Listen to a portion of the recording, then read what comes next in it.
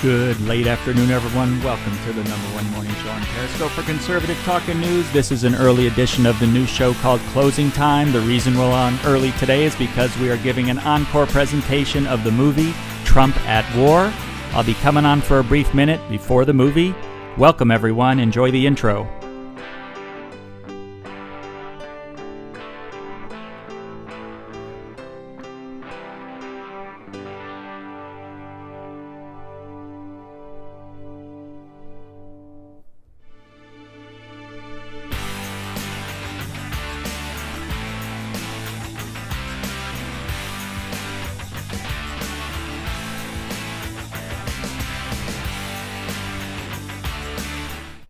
Hello, everyone. Good afternoon. Welcome to Closing Time. We're here for an early edition because we're replaying an encore presentation of Trump at War. And that's my new intro. How do you like the new intro for Closing Time? Normal closing time will be 4 or 5 p.m. Hey, Shady. How are you? Will be 4 or 5 p.m. Every Friday evening. I'm looking for 5. And we'll go about an hour and do a summary of the week's news at a glance and do some Q&A together. No videos, just us talking. And if there's breaking news, I will bring you the breaking news. How does that sound? You like the intro? I had fun. One of my favorite intros already. Hello, Sean. Good to see everyone. Nice to see everybody. So, as you know, when I play this movie, it's in my software, and I'm not using a link, so I'm unable to pause it, rewind it, or fast forward it. So once we start the movie, it's going to run continuously, and have a good time, and please share it out. It was an awesome movie. When the movie's done, I'm coming right on to give you a week's version of the news, and we'll do some awesome Q&A. Thank you, Harper. Thanks for the super hearts. Hello, Gina. Hello, everyone. Hello, Cynthia. Great gold. That was a fun intro. My son did a good job on that intro. I enjoyed it. So, welcome to Closing Time. This is just Friday evenings, but never this early. This is just special for today, for the movie. Hello, Sharon. Thank you for that. Hello, Nancy. All right, so if you guys are all piled in, let's make sure you're all in. We definitely are going to get to some news later. Some great things happening with the redacted or unredacted stuff, paperwork owed to President Trump. There's a little negotiation going on behind the scenes that's going very well. I look forward to sharing my thoughts and ideas on that with you too. So if you guys are just about ready, hello, Tigress. You guys missed the opening. It was so much fun.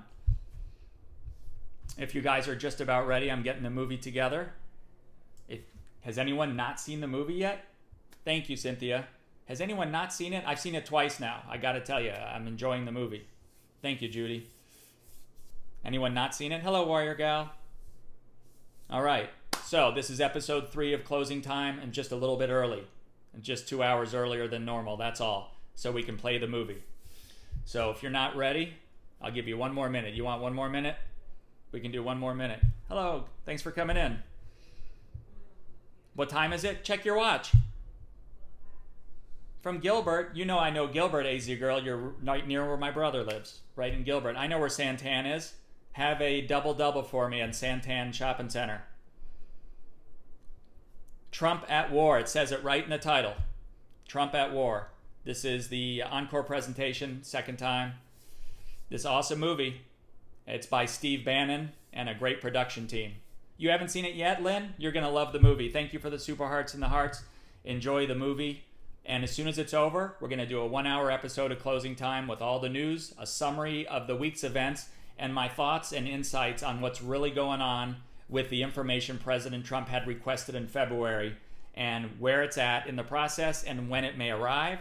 And last but not least, what's going to happen with Dr. Ford.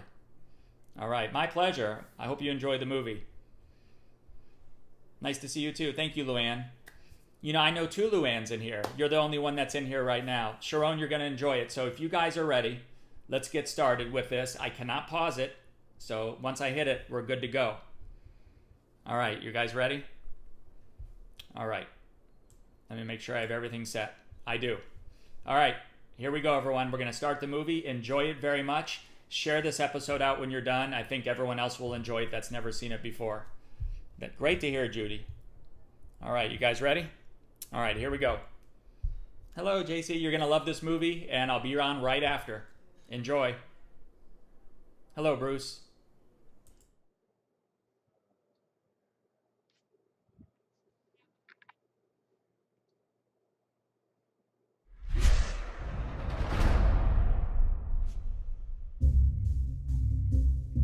This is for anyone who may be taken aback by my comments. I don't really care if you are. I hope you are.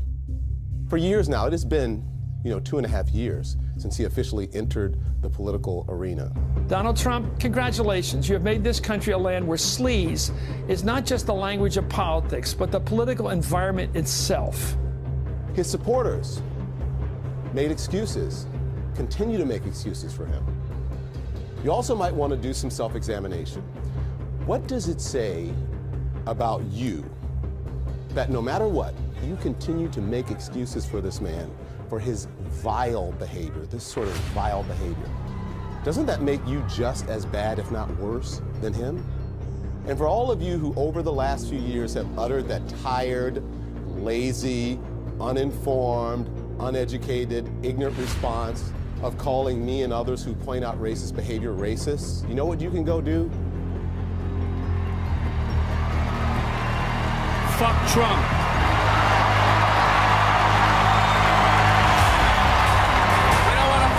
Get the fuck away from us. We don't want to fucking hear from you. We got nothing to fucking say to you. Get the fuck away from our man. Get out of his face. We don't want anything to do with you. You're a fucking spash. It's fucking over. The discourse is over. We have argued, we have pondered. The discourse is over. We're not going to be polite anymore. We're going to fight back. We begin with several developing stories here on a Friday night. First, the violent and bloody clashes outside a Donald Trump event.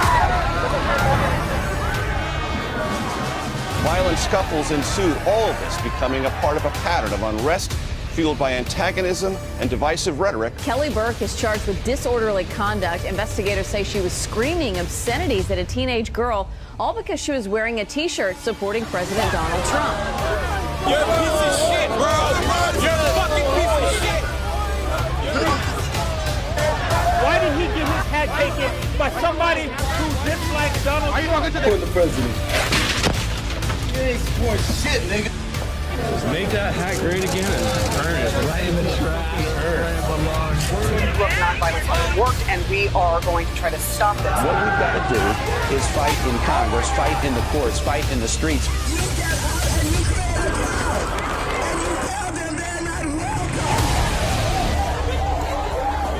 Donald Trump's campaign is surrounded by controversy this morning after a weekend of chaos and violence. It is a result of the culture of Trump supporters. We need a revolution. Are you suggesting that the entire Trump vote was racist and by racists? I think, yes. I'm not going to. I don't think that's a Nazi. I'm not a Nazi. What are you doing, man? The people of color who are attacked by their fellow citizens who feel emboldened to be publicly racist. Because the president is. His supporters, what does it say about you? A terrifying night of violence as Donald Trump supporters were attacked by an angry mob waiting for them outside a Trump rally. This guy like sucker punched him in the back of the head. You also might want to do some self-examination. Another fist fight's about to break out right now. Trump supporter is getting pummeled right now. One Trump supporter got knocked around when a fight broke out. Homeless woman confronted as she showed her support for Donald Trump and his star on the Hollywood Walk of Fame. You continue to make excuses for this man, for his vile behavior. Doesn't that make you just as bad, if not worse? The protesters shaking cars, breaking taillights. The mob even followed the Trump supporters to their cars. We will punch some people in the face. Trump supporters harassed, beaten, and bloodied by mobs of protesters. Who ruled it? These are anti-Donald Trump protesters. He's bleeding bad. No, he's bleeding bad. He's bleeding bad. He's bleeding bad.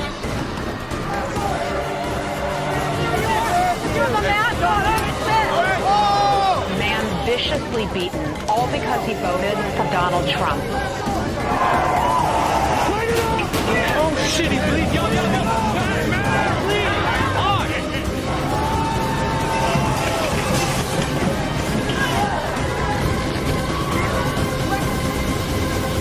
You know, this is tough stuff. We're fighting a war. No Trump, no wall, no USA at all. No Trump, no wall, no USA at all. No Trump, no wall.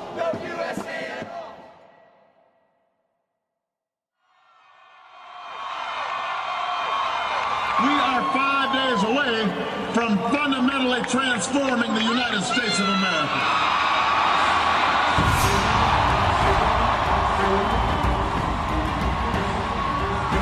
Barack Obama had tried to fundamentally transform our country. And I didn't understand yet how far our country had gone, how much Obama had given away our nation.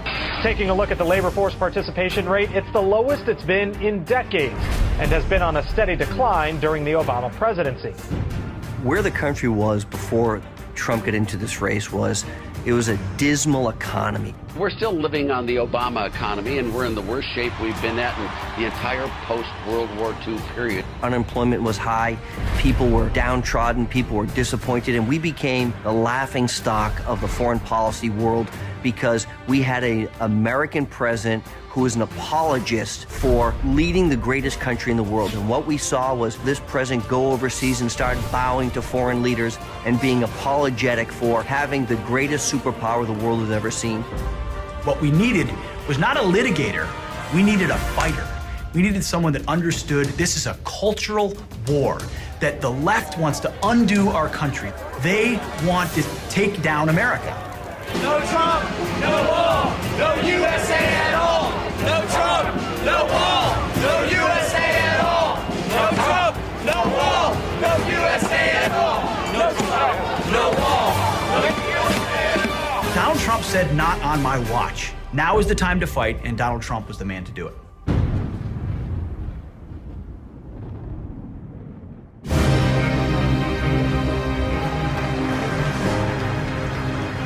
We don't have victories anymore. We used to have victories, but we don't have them. When was the last time anybody saw us beating China? When did we beat Japan at anything? When do we beat Mexico at the border? They're laughing at us, at our stupidity. The U.S. has become a dumping ground for everybody else's problems. The world right now is like, whites are black, Trump's running for president, like, does gravity still work? You're not going to be president, all right? Folks, Donald Trump is not a serious person. That he might be leading the Republican ticket next. I know you don't believe that, but I want to go on. Let's not mince words. Donald Trump is a bigot and a racist. I'm sorry, he's a racist. He's a belligerent, loudmouth racist.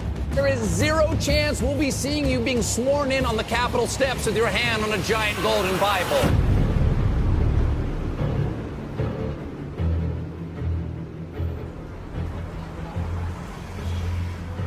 The very first thing I noticed about Donald Trump was when he came down the escalator and he said, "I'm rich." I'm really rich. I'll show you that in a second. And by the way, I'm not even saying that in a brag. That's the kind of mindset, that's the kind of thinking you need for this country. I'm very, very, very, very, very rich, and I want to show you how to get rich with me. I am officially running for President of the United States, and we are going to make our country great again.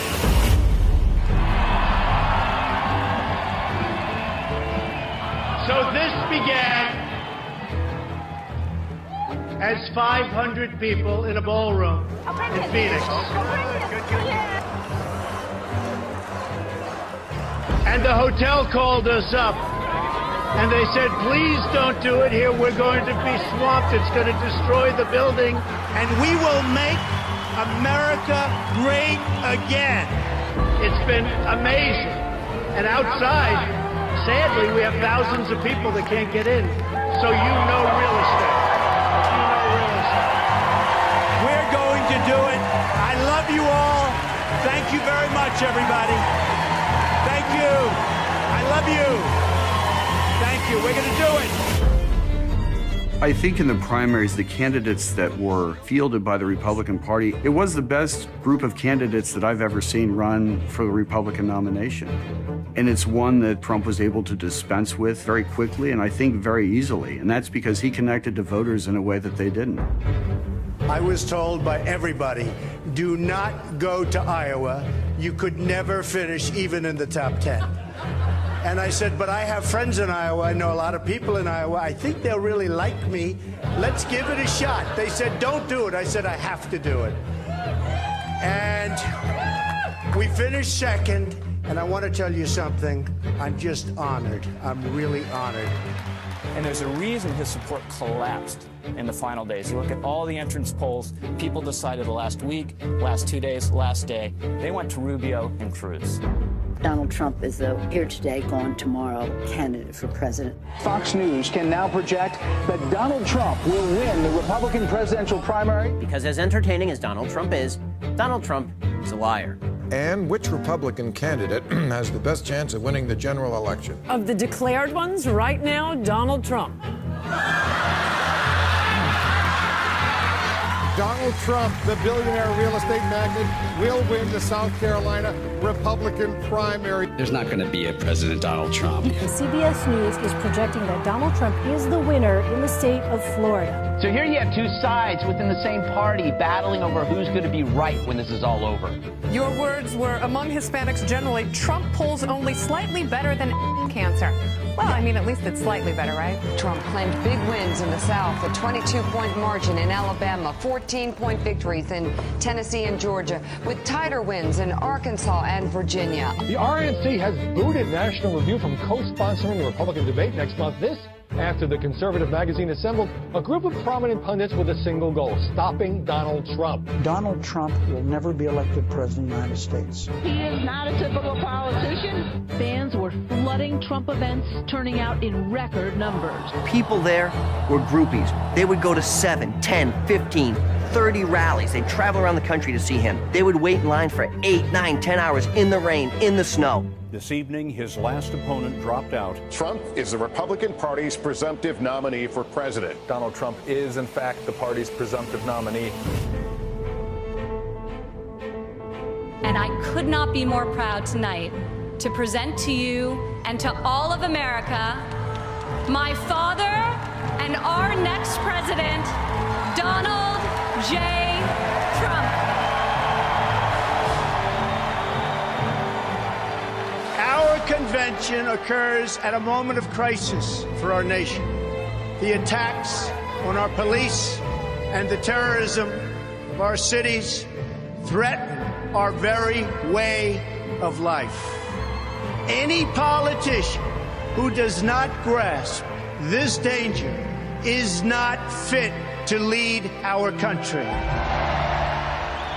The crime and violence that today afflicts our nation will soon, and I mean very soon, come to an end. Beginning on January 20th of 2017, safety will be restored. What about our economy? Again, I will tell you the plain facts that have been edited out of your nightly news and your morning newspaper. Nearly 4 in 10 African American children are living in poverty, while 58% of African American youth are now not employed. 2 million more Latinos are in poverty today than when President Obama took his oath of office less than 8 years ago. Another 14 million people have left the workforce entirely. The most important difference between our plan and that of our opponent is that our plan will put America first. Americanism, not globalism, will be our credo. The American people will come first once again. Big business, elite media, and major donors are lining up behind the campaign of my opponent because they know she will keep our rigged system in place. My message is that things have to change, and they have to change right now. Every day, I wake up determined to deliver a better life for the people all across this nation that have been ignored, neglected, and abandoned. I have visited the laid-off factory workers and the communities crushed by our horrible and unfair trade deals. These are the forgotten men and women of our country, and they are forgotten, but they're not going to be forgotten long.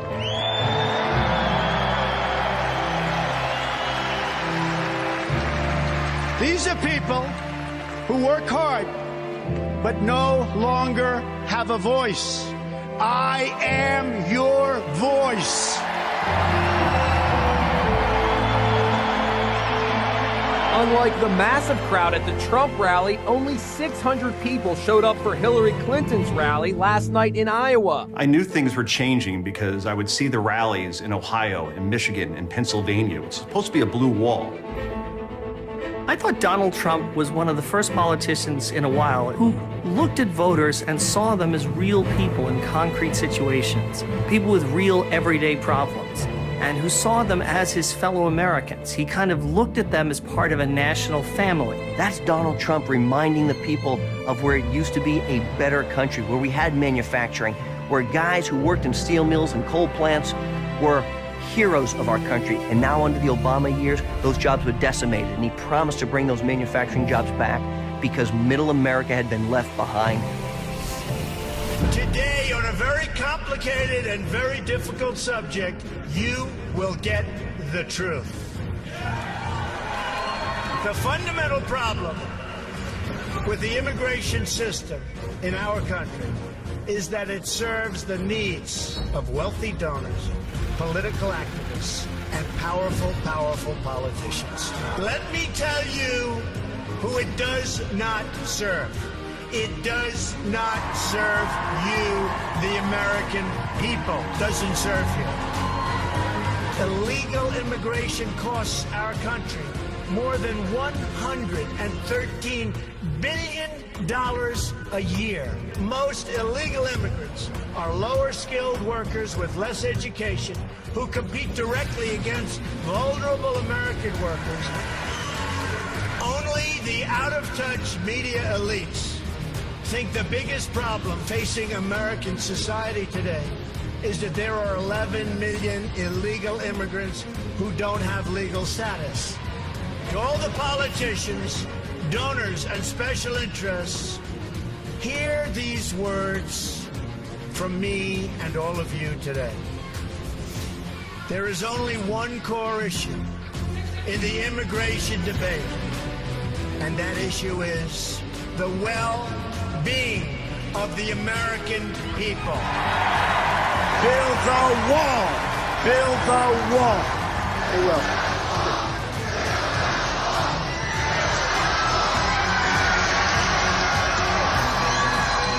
Oh, we'll build it. We'll build it. Who's going to pay for it?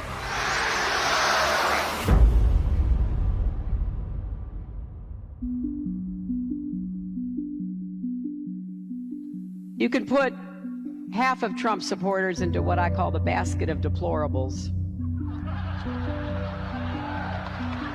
Right?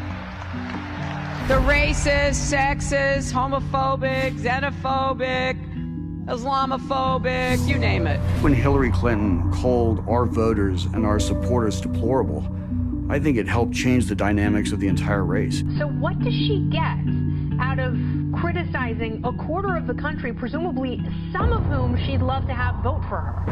We have the support of cops and soldiers, carpenters and welders, the young and the old, and millions of working-class families who just want a better future and a good job.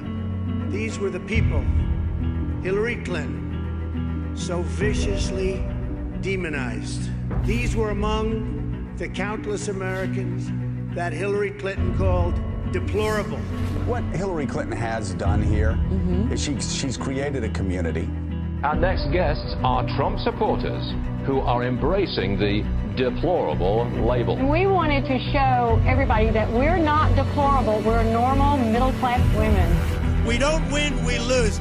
we are going to start winning again. We're going to win with everything. We're going to win so much. You are going to get so sick and tired of winning.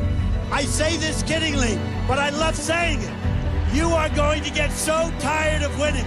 You're going to say, please, please, Mr. President, we can't take it anymore. The people of New Mexico cannot take it. You're winning too much. We can't stand it. Please, don't win so much. And I'm going to say, I'm sorry. We're going to keep winning. We are going to make America great again. New polls just out tonight nationally. Hillary Clinton, after the first debate now at 47 to Donald Trump's 42. Clinton is polling now at 49%, Donald Trump at 44%. There comes a moment in every great endeavor when success or failure is determined by the decisions you make under duress at a seminal moment. Donald Trump's moment came in October. Billy Bush weekend was probably the most difficult weekend of the campaign. What was taking place at Trump Tower was the staff there was attempting to manage the president and come up with a solution. Some people told the president to get out of the race, and he was going to go down and have the biggest defeat in our history. But what I knew about Donald Trump was you never back down, you double down. That 2005 Access Hollywood tape wasn't just lewd remarks. Trump was literally explaining a time-tested strategy for sexual assault. The swing voters have been these college-educated white women who went for Mitt Romney by 6 points, and in our last poll, went for Hillary Clinton by 25 points. They last night saw nothing to bring them to Donald. Could I just cut through? I have one thing to say, one thing only. And that is that this race is over. Basically, this was just going to be a coronation now for Hillary Clinton, and Donald Trump had no shot.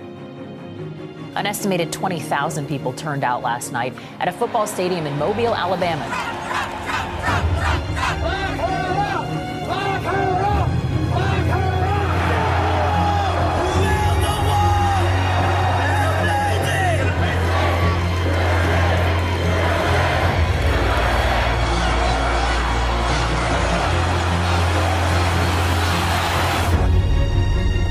NBC News Survey Monkey poll is out today. It puts Hillary Clinton up by 10 points over Donald Trump. The first exit polls come out, and the margin is so bad that there's basically not enough votes left to go and make it up. We're going to lose everything. And in CNN, you can feel the jubilation that the reporters are having. You know what we haven't had in a presidential election in a long time? A real landslide. And I don't want to oversell this here, but at least right now, in this moment, we're seeing an interesting possibility in this presidential race. It was funny because when I saw Florida come in and they refused to call it for Donald Trump, I knew at that moment that CNN didn't want to call it because it would be the end of it all. The result of the election hasn't been officially declared yet, so I knew at that moment that the president had won. I did not think the swamp could be beaten. I did not think that the Hillary Clinton machine could be beaten. I did not think that Donald Trump would beat them. The biggest surprise of the night. But if I had to say secondary to that, it would definitely be the response of all the pundits and the pollsters as they saw their whole brand just melt around them when they were proven 100% false on everything that they had been saying for the last 6 months.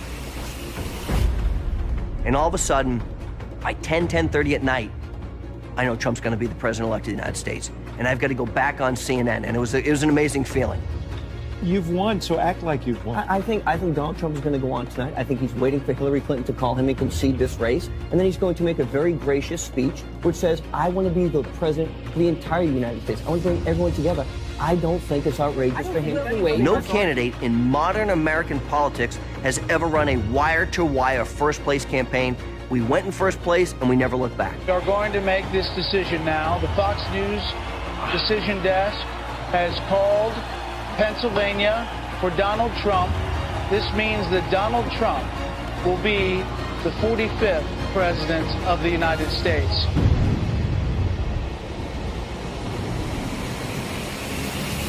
There are demonstrations in major American cities across the country tonight over the election of Donald Trump.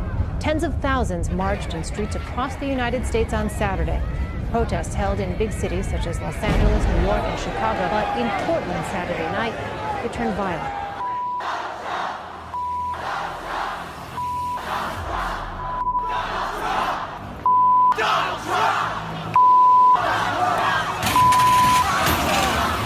People filling the streets in America's cities, protesting President-elect Donald Trump. Crowds set fires, blocked freeways, and gathered at Trump's buildings all across the country. You're awake, by the way. You're not having a terrible, terrible dream. Also, you're not dead and you haven't gone to hell. This is your life now. This is our election now. This is us. This is our country. It's real. The Washington Post is now reporting that a secret CIA report concluded, quote, that Russia intervened in the 2016 election to help Donald Trump win the presidency. The most important thing to understand about what happened in 2016 is that it wasn't about a man, but it was about a message and a platform. Both left and right had betrayed the nation. The GOP didn't understand that Donald Trump won despite the Republican Party, not because of the Republican Party. When he took this country over on January 20th, 2017, we were in real trouble, and we still are.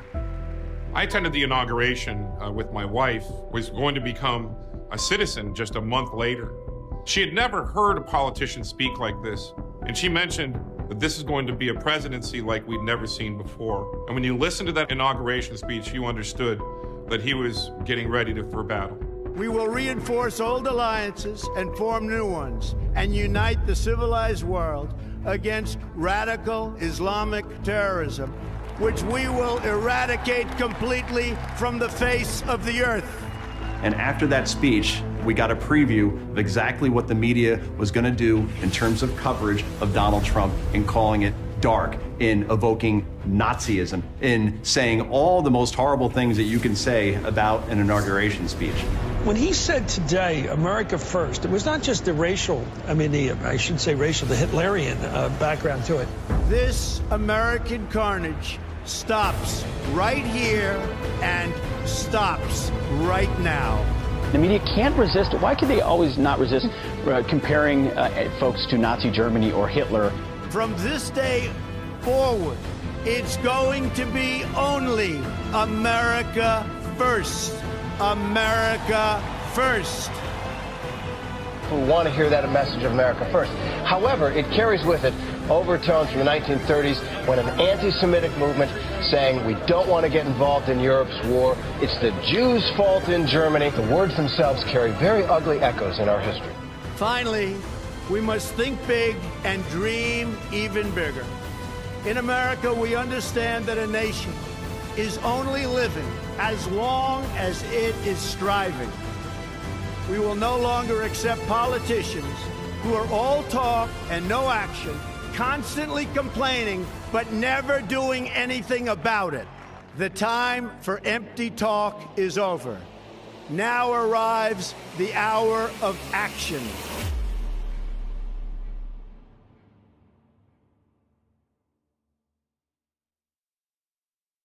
President Trump signing executive orders in his first few days in office. Just moments ago in the Oval Office, as he did sign two executive orders, one to officially ease the burden on Obamacare. American worker hiring freeze except the military. What does that mean, Mark? Tamron, it's about, saying that there should be no more civil servants in the federal government, that they're not going to grow the size of the government with federal workers. What do you make of the signing of these executive orders and the president withdrawing the United States from TPP? Well, he's making good on a lot of campaign promises. What he's trying to do here is follow through on a promise to take action on day one. We're going to move on now to the chaos, confusion, and anger growing in the wake of President Trump's immigration ban.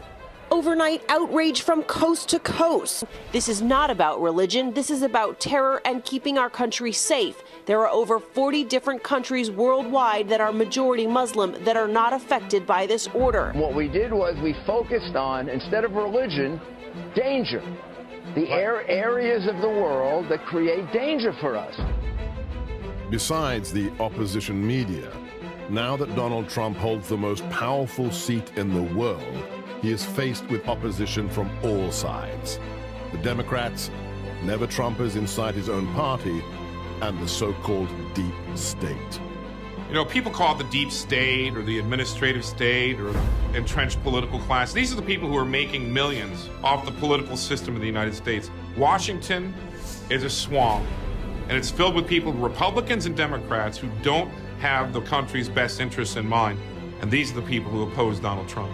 Because he has his own people working against him. They're not part of the solution. They're part of the cabal, they're part of the swamp, and they're part of the problem. Trump needed the time to learn how the swamp worked.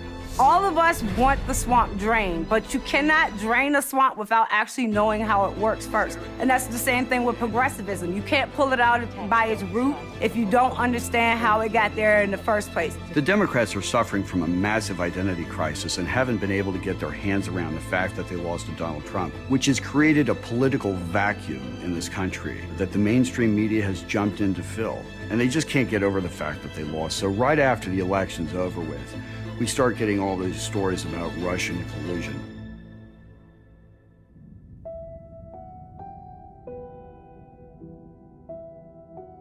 We can't really see anything of collusion. We are at a point where many people in the American public see this investigation for what it is, a way to take down a president, and if it isn't collusion, they'll pivot to something else that has nothing to do with collusion, and the blind partisans, and particularly people in the media, will just run with that narrative.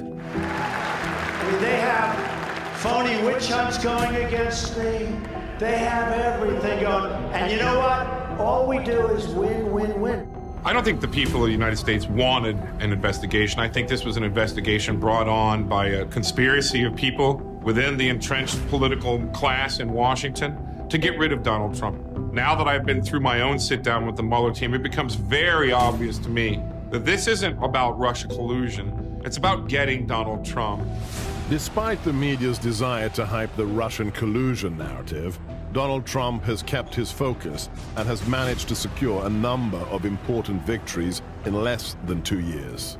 If you look at what this president has been able to achieve in the first year, historic tax cut, the repatriation of money sitting overseas, African-American unemployment, Hispanic unemployment, record lows because of what this president's policies are. He stayed laser focused on the things he said he would do, on the tough calls, on the Paris Climate Accord, on the Iran deal, on moving the embassy from Tel Aviv to Jerusalem, on staring down the trade agreements that have been terrible for our country, on crushing ISIS.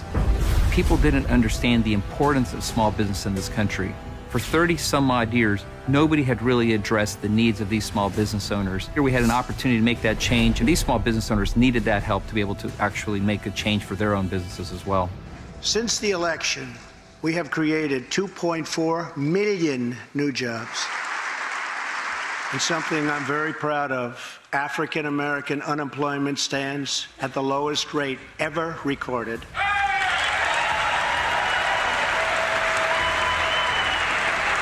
Unemployment for Hispanics hit an all-time record low in June, and new polls showing that Trump's approval rating among Hispanics rising rapidly. Not only because of the tax cuts, but because the deregulation that he has forced through the stroke of his pen. He has removed the government boot off a small business's neck. We've seen big companies and small companies alike who are saying, because of the policies of this administration the first year and a half, we're growing our business. Our economy is moving in the right direction. That alone would be enough for any other president to secure a re-election right now. You couple that with the success that he's had in getting a Supreme Court justice on the court, more federal bench justices than any president in his tenure at this point ever in history. You look at the Conservative Heritage Foundation, they say, in his first year, Donald Trump has done about 64% of our mandate for leadership. So we were quite encouraged, and for anyone who doubts whether or not we have a conservative president, we in fact do. I've been astonished to watch what it looks like when you see the speed of business versus the speed of government, the speed of action versus the speed of promises. Donald Trump is a businessman who has unleashed the climate of business in this country. He has said, I believe you know how to spend your money better than the government does. I want to cut your taxes so you can invest in your own lives. You can invest in your employees. You can invest in your business. I'm going to reduce regulations so that small business that doesn't have an army of accountants and lawyers and litigators and lobbyists, they're on a level playing field with those big guys that play very well and cozy inside the rigged system. But Donald Trump understands he wants equality of opportunity, not equality of outcome. We can unleash the engines of capitalism. He has unleashed the miracle of free market economics because as a businessman, he understands that that's how you unleash the promise of America.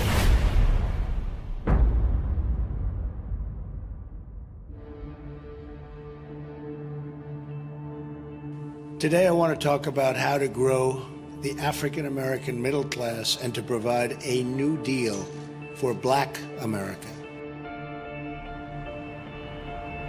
We are now seeing unemployment rates that are below 4%.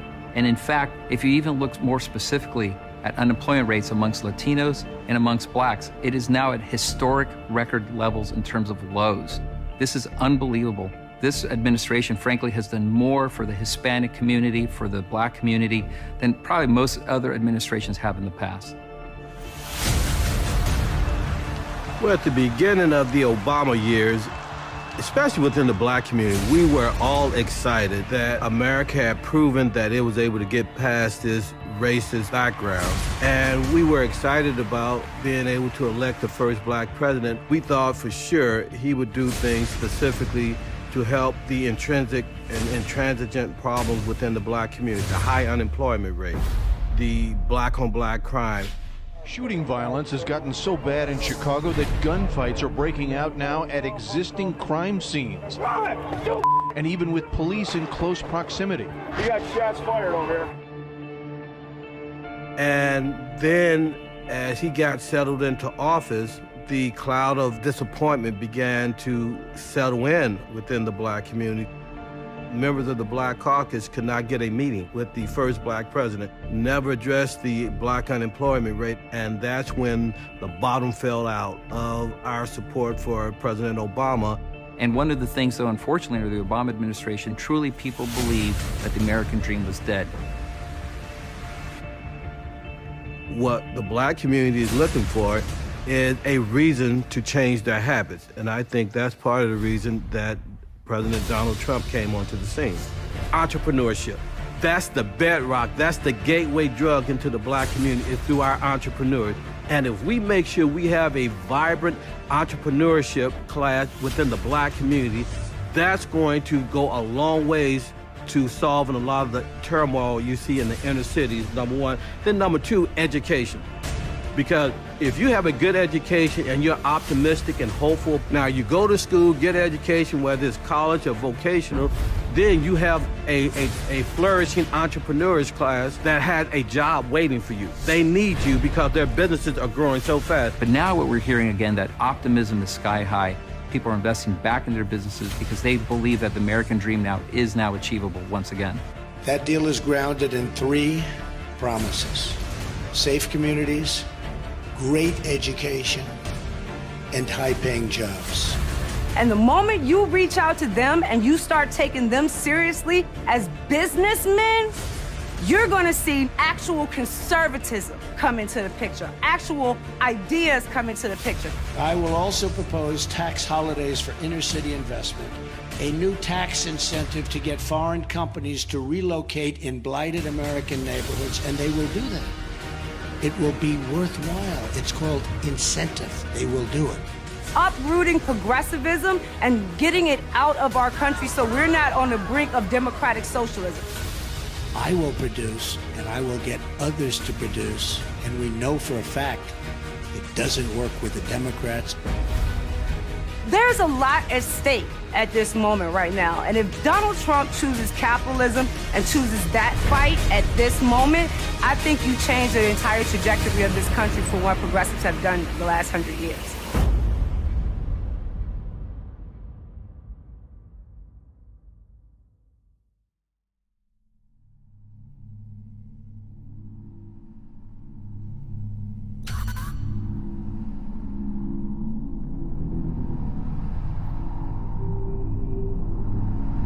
They want to kill not only our civilians, all over the world. And it's going to be stopped. It's going to be stopped. Somebody criticized me the other day because they asked me what I'd do, and I said, I'm going to bomb the shit out of them. It's true. I don't care. I don't care. They've got to be stopped. The most underreported story of 2017 was the decimation of the caliphate that is ISIS in Syria and Iraq. 98% of that caliphate has now been destroyed. President Trump, as a candidate, said that we'll bomb the hell out of them, and he got ridiculed for that. Well, where are we now? We see a caliphate that's decimated, yet most people wouldn't even know that 98% of that caliphate is destroyed because simply it's not being reported. There have been hundreds of modern jihadi organizations that wished to bring back the caliphate that was dissolved after World War I.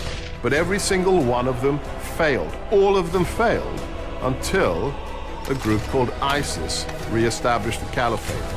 President Obama warns that the fight against Islamic State will take time. The president went to the Pentagon for a briefing with the country's top military commanders.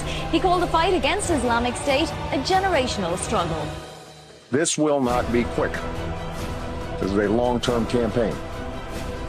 ISIL is opportunistic and it is nimble.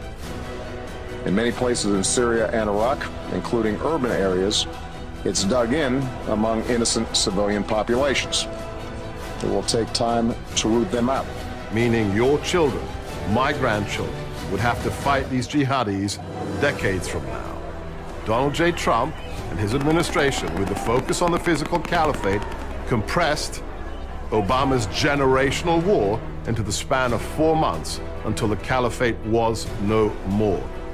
We've made tremendous strides, obviously, in Syria with ISIS. We've taken back virtually all of the caliphate, all of the land. Same thing in Iraq, and we're making tremendous strides. It's sort of the unwritten story right now. President Trump praising the news that ISIS has lost 98% of the territory it once held, with half of those victories coming since he took office. Just last year, ISIS controlled an area in Iraq and Syria the size of Ohio. Look at that on the map. Take a good look at it. And now we're going to show you what exists today. This is the remaining strongholds that are there, a small area along the border. So, big accomplishment. I'll never forget seeing the black flag of ISIS fly over Fallujah, Ramadi, Samarra, other towns that Americans had fought to liberate. And when we saw that, the images were jarring, but the response was infantile. Barack Obama called them the JV team. In January, President Obama told the New Yorker magazine's David Remnick that ISIS, which was then still considered a part of al-Qaeda fighting in Syria, was like a JV basketball team. We're not here to play games. We're not here to build schools. We're not here to hand out soccer balls. We're here to put a rifle round between the eyes of ISIS, to drop a Moab on their face and make sure they never come back to this earth. And here we are now, and the ISIS caliphate has been destroyed. That's the kind of leadership I want, is a commander-in-chief laser-focused on destroying the enemy. Where are the front-page headlines? Where are the deep-dive stories about the lives that were saved? Where's the talk of the courage of Iraqis, of Kurds, of Syrians, of Americans, putting their life on the line so that ISIS dirtbags can be put into the dirt? Of course, those stories aren't told, because those stories would amplify the success of a commander-in-chief that this media hates.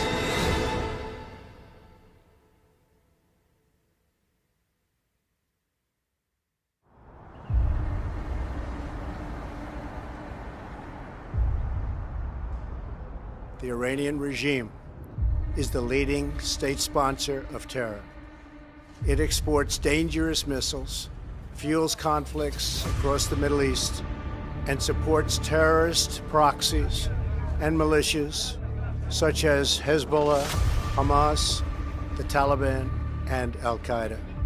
Therefore, I am announcing today that the United States will withdraw from the Iran nuclear deal. The Iran deal is another example of the president making a promise. He said that this is the worst deal in history, that we're going to get out. Barack Obama was more than foolish. He was reckless, ideologically reckless in America's security in pursuing that deal.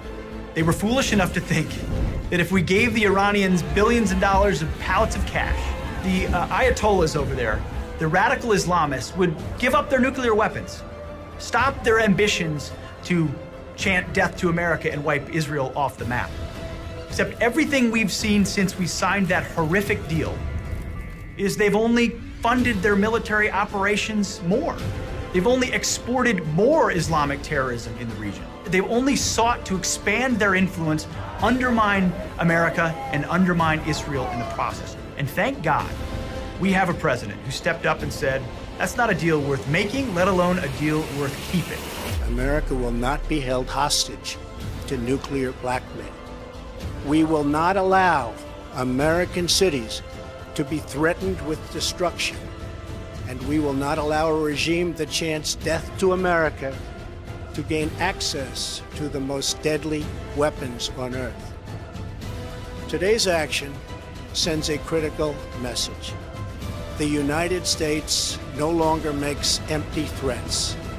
When I make promises, I keep them. The new provocation from North Korea, what could be the most dangerous yet. A new missile launched being called a breakthrough, a successful test of an intercontinental ballistic missile, possibly capable of reaching Alaska. North Korea's official statement celebrating the launch, promising to root out what they see as the U.S. threat.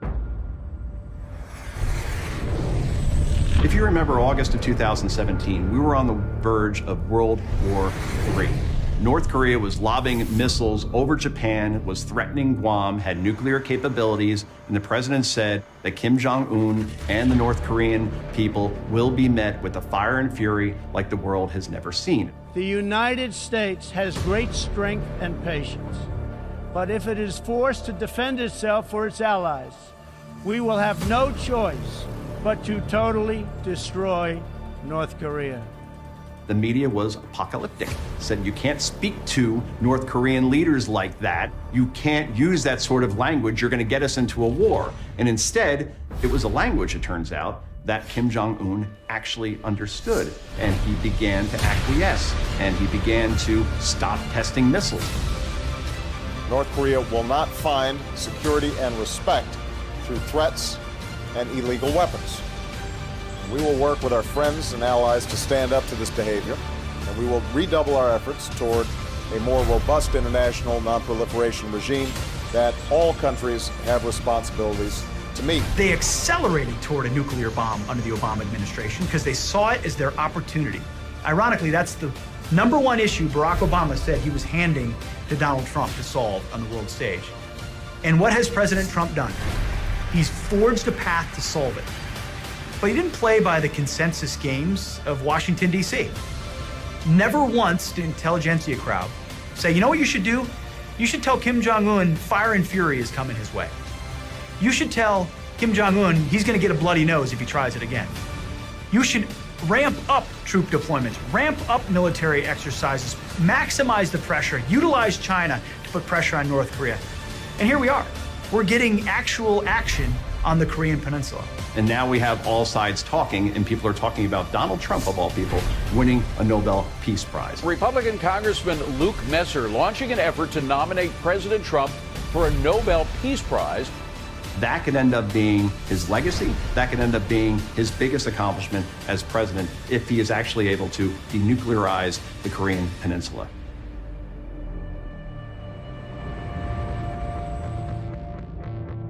In the Kate Steinle murder case, the illegal immigrant Garcia Zarate, who killed Kate Steinle on that pier in San Francisco, was acquitted just a short time ago of murder and manslaughter charges. When Donald Trump took that escalator down in Trump Tower, as soon as he honed in on immigration, I knew that he was speaking to an America that had been told that they weren't allowed to talk about these issues, that they were verboten, that they had to be censored in public discourse for the sake of social cohesion. Donald Trump was having none of it. Donald Trump stood on that stage and said some of the most extraordinary and true and revelatory things about mass migration. But I speak to border guards, and they tell us what we're getting. And it only makes common sense. It only makes common sense. They're sending us not the right people. It's coming from more than Mexico. It's coming from all over South and Latin America, and it's coming probably from the Middle East. Let me tell you something the mainstream media will never tell you tonight. It was San Francisco's sanctuary city policies that killed Kate Steinle. Our campaign was outlined immigration and that means stopping illegal immigrants from coming into the country. The notion of a wall on the southern border, which had been proposed years before that the Senate had voted on, including Hillary. You know, secure our borders with technology, personnel, physical barriers if necessary. Was now a controversial idea. It's absurd. When we went out to the American people and the president started talking about bringing our jobs back, under the Obama years, those jobs were decimated, and he promised to bring those manufacturing jobs back because middle America had been left behind. We will bring our jobs back, Sean. We're going to bring our jobs, as sure as you're sitting there, we are going to bring our jobs back into this country for the first time. If we don't have a wall, we don't have a country. And if you don't have a border, you will have a perpetual problem exploited by the worst of the worst, by MS-13, by drug runners, by sex traffickers, by violent gangs. All of these groups who have created problems across our country that then left-wing politicians give sanctuary to. Reaffirming its reputation as the sanctuary city of all sanctuary cities, San Francisco is doubling down on its defiance of federal immigration law. To me, the border wall is as close to an immigration litmus test as there exists. Find me a politician and ask them what they think about the border wall. And if they say, well, maybe we need it, maybe we don't, they still don't get the idea of immigration today. They still don't get the idea of a nation state. They still don't understand how central it is to the future of our country. People who really don't believe America should have borders, people who see immigration as simply a factor of production, who see immigrants as future Social Security taxpayers and nothing else, people who don't send their kids to public schools where 14 or 17 languages have to be taught, and the Latin kings are battling it out with MS-13 over the turf and driving out African Americans whose ancestors have been there for 100 years. America has never been a race, a gender, a social class. It is a set of ideas that we have perpetuated, but it starts with the rule of law.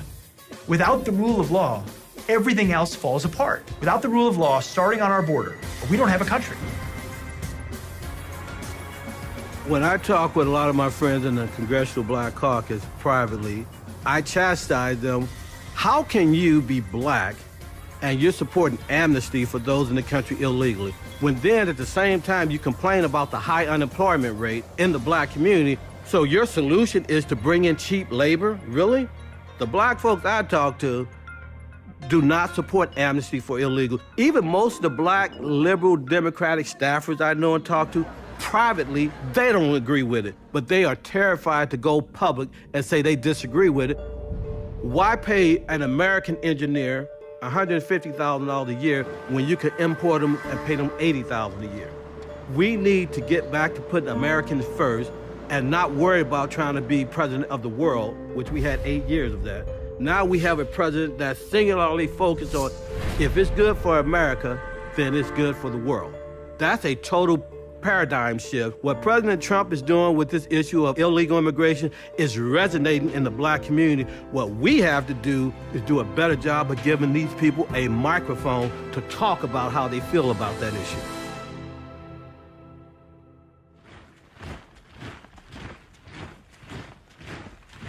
I don't believe there's a bigger geopolitical issue that threatens American security directly than the rise of China.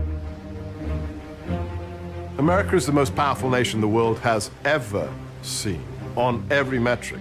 Nevertheless, there is one nation that has both the desire and the potential to displace us. They see their culture as better than anybody else's, and they see the last 100 years as an anomaly, as a humiliation by the West. What we have today is a modern-day economic superpower. The Chinese today are becoming more communist. They're becoming more oppressive at home. They're becoming more expansionist internationally. China's goal is to diminish the United States at all costs, because China's rise and ultimately China's world domination is to make sure that the United States is defeated. And they're doing everything in their power by using information means, as well as supporting America's enemies, stealing America's technology. The amounts that have been stolen by the Chinese have just been extraordinary, in the trillions of dollars of valuable U.S. technology. And they're using that technology to build up their military as well as their diplomatic, economic, and intelligence infrastructures. Once you work in the White House, once you have access to the intelligence that the most powerful intelligence community in the world can provide, you tend to see things differently. I came to realize that the only truly strategic long-term threat that America faces is, in fact, from China. China has a plan to displace us by the 100th anniversary of the Chinese Communist Revolution in 2049.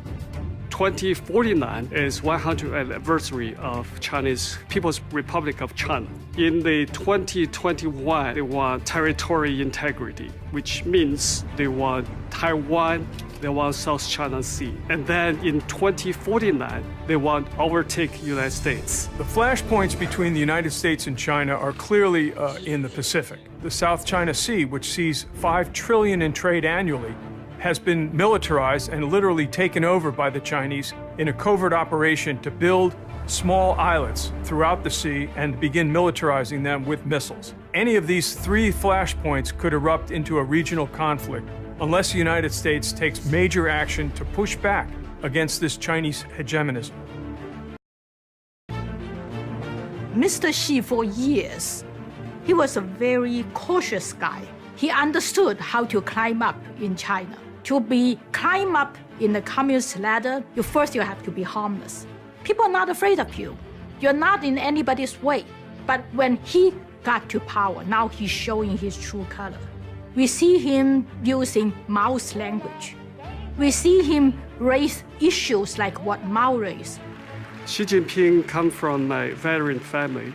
Both his parents are communist high-ranking leaders. He grew up in that environment. So when he comes to power, he has a mission to defend, to restore, revive the Communist Party, make it become a stronger, glorify the Communist Party.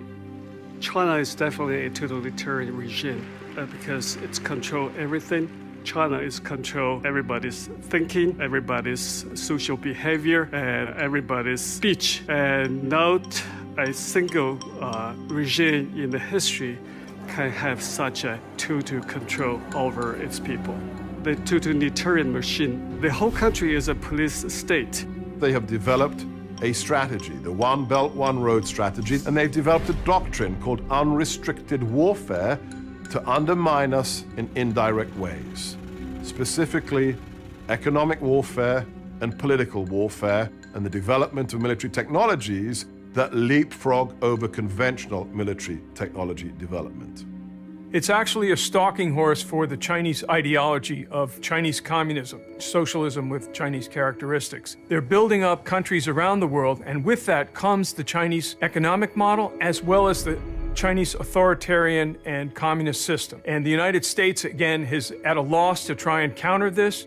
China basically has no oil, and therefore they're heavily dependent on Middle Eastern oil, so they're looking for ways to control the oil coming out of the Persian Gulf and the Middle East and make sure that they can secure that. I think President Trump perhaps is one of the smartest presidents we have. And his engagement with China, I think as a businessman, first he understands personal relationship. He made President Xi said one thing, is that the United States of America have 1,000 reasons to be friendly to each other, have 0 reason not to be friendly. Actually, we have plenty of reason to be not friendly. But President Trump established a personal relationship. In the Chinese politics, if you have a personal relationship, you can always, have some leeway. On the other hand, if you don't stand firm for your national interests, they despise you. So actually, President Trump won a lot of respect from the Chinese leaders and Chinese people. We've lost 70,000 factories since China joined the World Trade Organization, and you've seen that, you've heard about it. 70,000.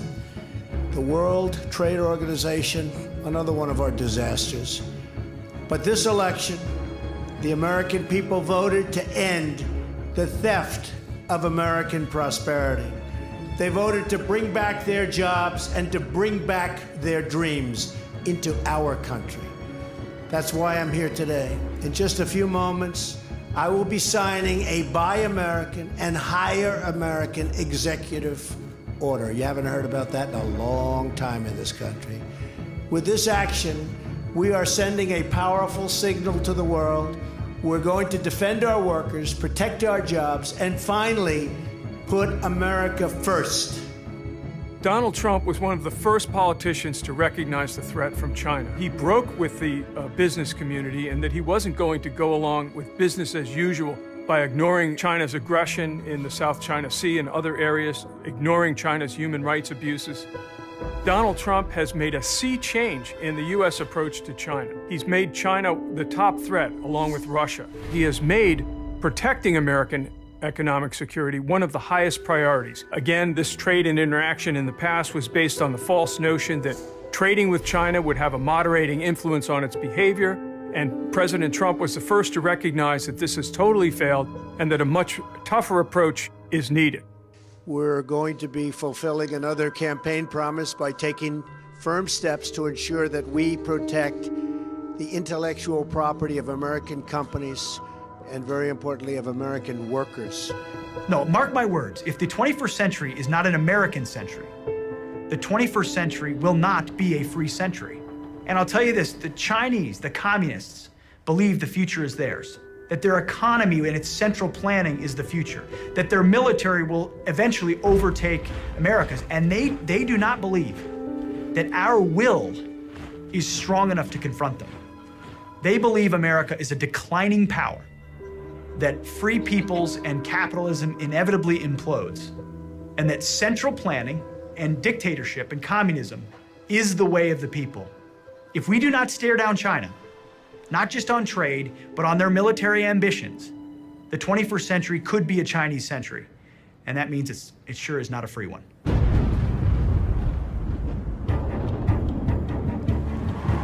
The deplorables know that they've been doing the heavy lifting for a long time. They're the guys from the small towns across America whose parents have the 9-to-5 jobs, make just enough to get them off to college, but infuse in them the values that matter the most.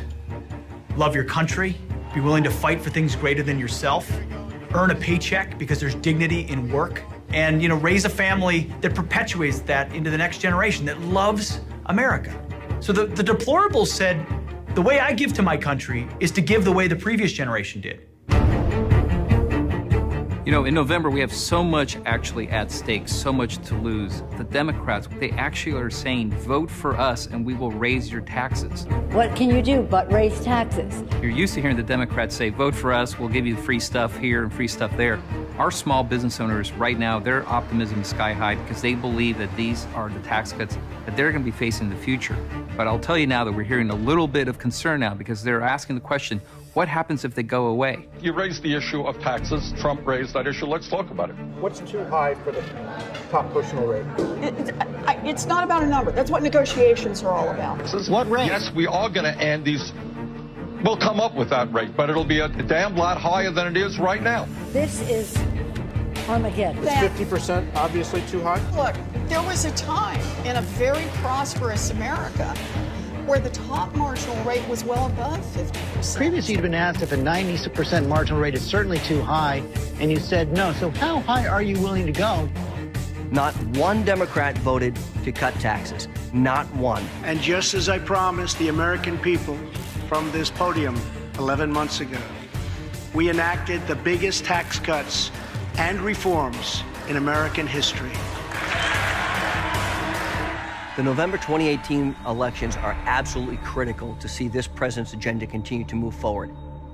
This election, if it is an election about the success that our country is facing, Donald Trump wins and the Republicans keep and expand their majorities both in the Senate and the House. If this is a localized election where the Democratic candidates are running away from Nancy Pelosi and the leadership of the Democratic Party, then the Democrats are going to do very well. We have come up with a lot of solutions, but we have Democrats that don't want to approve anything because that's probably, they think, bad for the election that's coming up. What Democrats are very good at doing is they go into their districts, they campaign and say one thing, they come to Washington, D.C., and they do the exact opposite. That's what is on trial. That is what we are talking about for the November election. Donald Trump is definitely on the ballot in every race across the country. You're either with an agenda, a reform agenda of Washington that is with the people to make government smaller and more effective and to return more money to the pockets of the American taxpayer, or you're with those in the Beltway that want to grow government, grow the size of its regulation, and to keep imposing itself on our lives. Tell me what the Democrats are running on. What's their platform relative to the black community? Just think about the impact of voting Democrat and having several prominent black liberals chairing major committees. If you don't think elections matter, all I say is when you wake up this morning, think of Chairman Maxine Waters chairing the Financial Services Committee. That should scare you to vote Republican right there. I don't think there's been a midterm election this important in my lifetime because the Democrats want to take us back to taxes and to the regulatory state and largely the politicization of everything, okay? One of the reasons the economy is doing well now is because the president is getting the boot of government off the necks of business people and farmers and people that make things, grow things, and build things. And the government released its gross domestic product report for the second quarter this morning. It showed the U.S. economy grew 4.1% from April through June. That's the best showing since 2014. The Democratic Party of America have wasted the first year and a half of the Trump presidency attacking him on nonsensical issues because they think, firstly, they control the media. They think, secondly, they control the culture. And so their ideas will pervade, their ideas will filter down necessarily no matter what. They don't rule the roost. They have no answers. So they resorted to racist and xenophobe and all these other things. The Democrats have nothing to run on in November. What platform do they have? Are they going to vote on let's bring ISIS back? Let's get rid of the 5 million job bonuses that have been created by the tax reform? Shall we not build the wall? They can't run on this. The 2016 election was a peaceful political revolution, and it was historic. I have a whole list of accomplishments that the group behind me have done in terms of this administration and this Congress, but you've heard it before. We are making America great again. But 2018 is even more important than the election of the president. The whole Make America Great Again agenda relies upon 7 more years of this administration being able to bring us back to where we should be. So yes, without a doubt, this election cycle is about the highest stakes possible for our nation. There is a lot at stake in November for the American public, and it really comes down to one question, which is who do you actually best believes deserves to make the choice for you? Do you make the choice for yourself, or do you allow the government to actually make the choice for you? 2018 is another election about Donald Trump. What they want to do is shut up the deplorables. They want to shut you up because you know what? They're scared of him. They are scared of what he's done. They're scared of the economy that he's created. It scares them that our allies in the world love us and trust us more than ever because they were supposed to hate this president, according to the elite media. They are terrified of President Trump because they're terrified of you and your values. There's a new Gallup poll that shows President Trump's rating are on the rise, and 90%, in fact, of his party supports the president. That's the second highest rating in modern history for the GOP. What is glaringly obvious is that the left and the opposition party in the media, they do not have any answers against the Make America Great Again agenda. They don't have any policy solutions. They know that Trump is on the rise out there in the polls because he's doing what he was elected to do. He's delivering jobs, he's securing the border, even his foreign policy, probably the greatest foreign policy we've seen in decades. 2018, therefore, represents a vote for Donald Trump or a vote for impeachment of Donald Trump, because they cannot defeat this agenda at the ballot box. Impeach 45! Impeach 45! If the Democrats win the midterms, they are going to go after Donald Trump for impeachment. The only thing they can run on is hatred and the impeachment of the president. It is a foregone conclusion that if they lose the House and the Senate, impeachment proceedings will begin almost instantly. We have some real big issues that we're going to be losing on. One is infrastructure, which was another big campaign promise. Building the wall is going to be imperiled. And depending on what happens in the Senate, the whole judicial nomination could come to a complete and grinding stop. We're going to have some Supreme Court vacancies that are going to determine the future of this country for the next 50 to 60 years. Those are critical nominations, and they need to get confirmed by the Senate when they're made.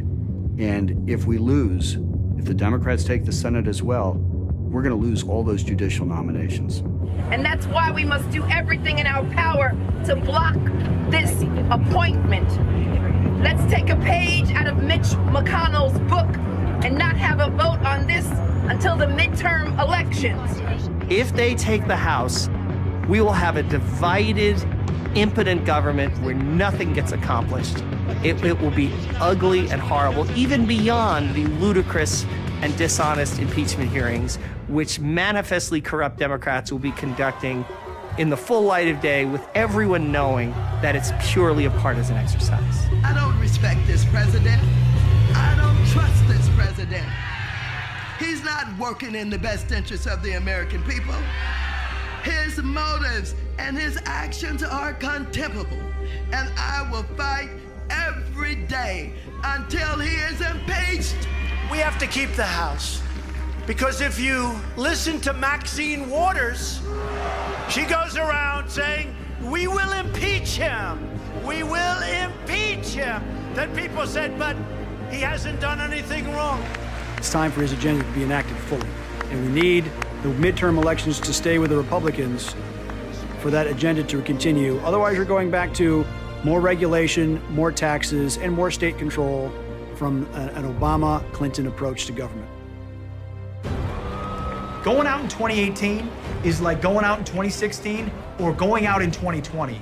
This is a referendum as to whether or not the forgotten man will be remembered and whether or not the deplorables will still be heard, and whether or not we live in a system where a duly elected president is allowed to do his job. The president is unstoppable. What he did when he ran for president wasn't done for money and wasn't done for fame. He will never give up, but he's only one man. For the last 30 years, our nation has been covered in an ice blanket of political correctness that froze solid the media, the arts, and politics. We allowed that blanket to fall. But then, 2 years ago, along came a man, the kryptonite of political correctness.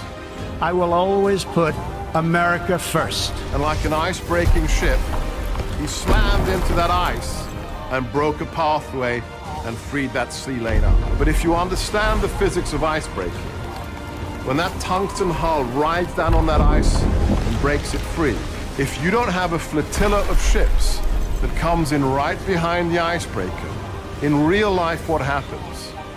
The ice comes around the bow, around the hull of the ship, and then almost instantaneously re-knits itself and closes off that waterway.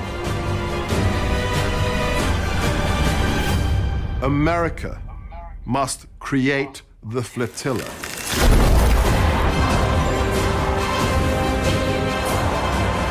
Every single person who is proud of what has been achieved must come to be part of that flotilla and to be what the military calls a force multiplier for the president. The stakes of the next election are even bigger than the one that changed the face of the nation.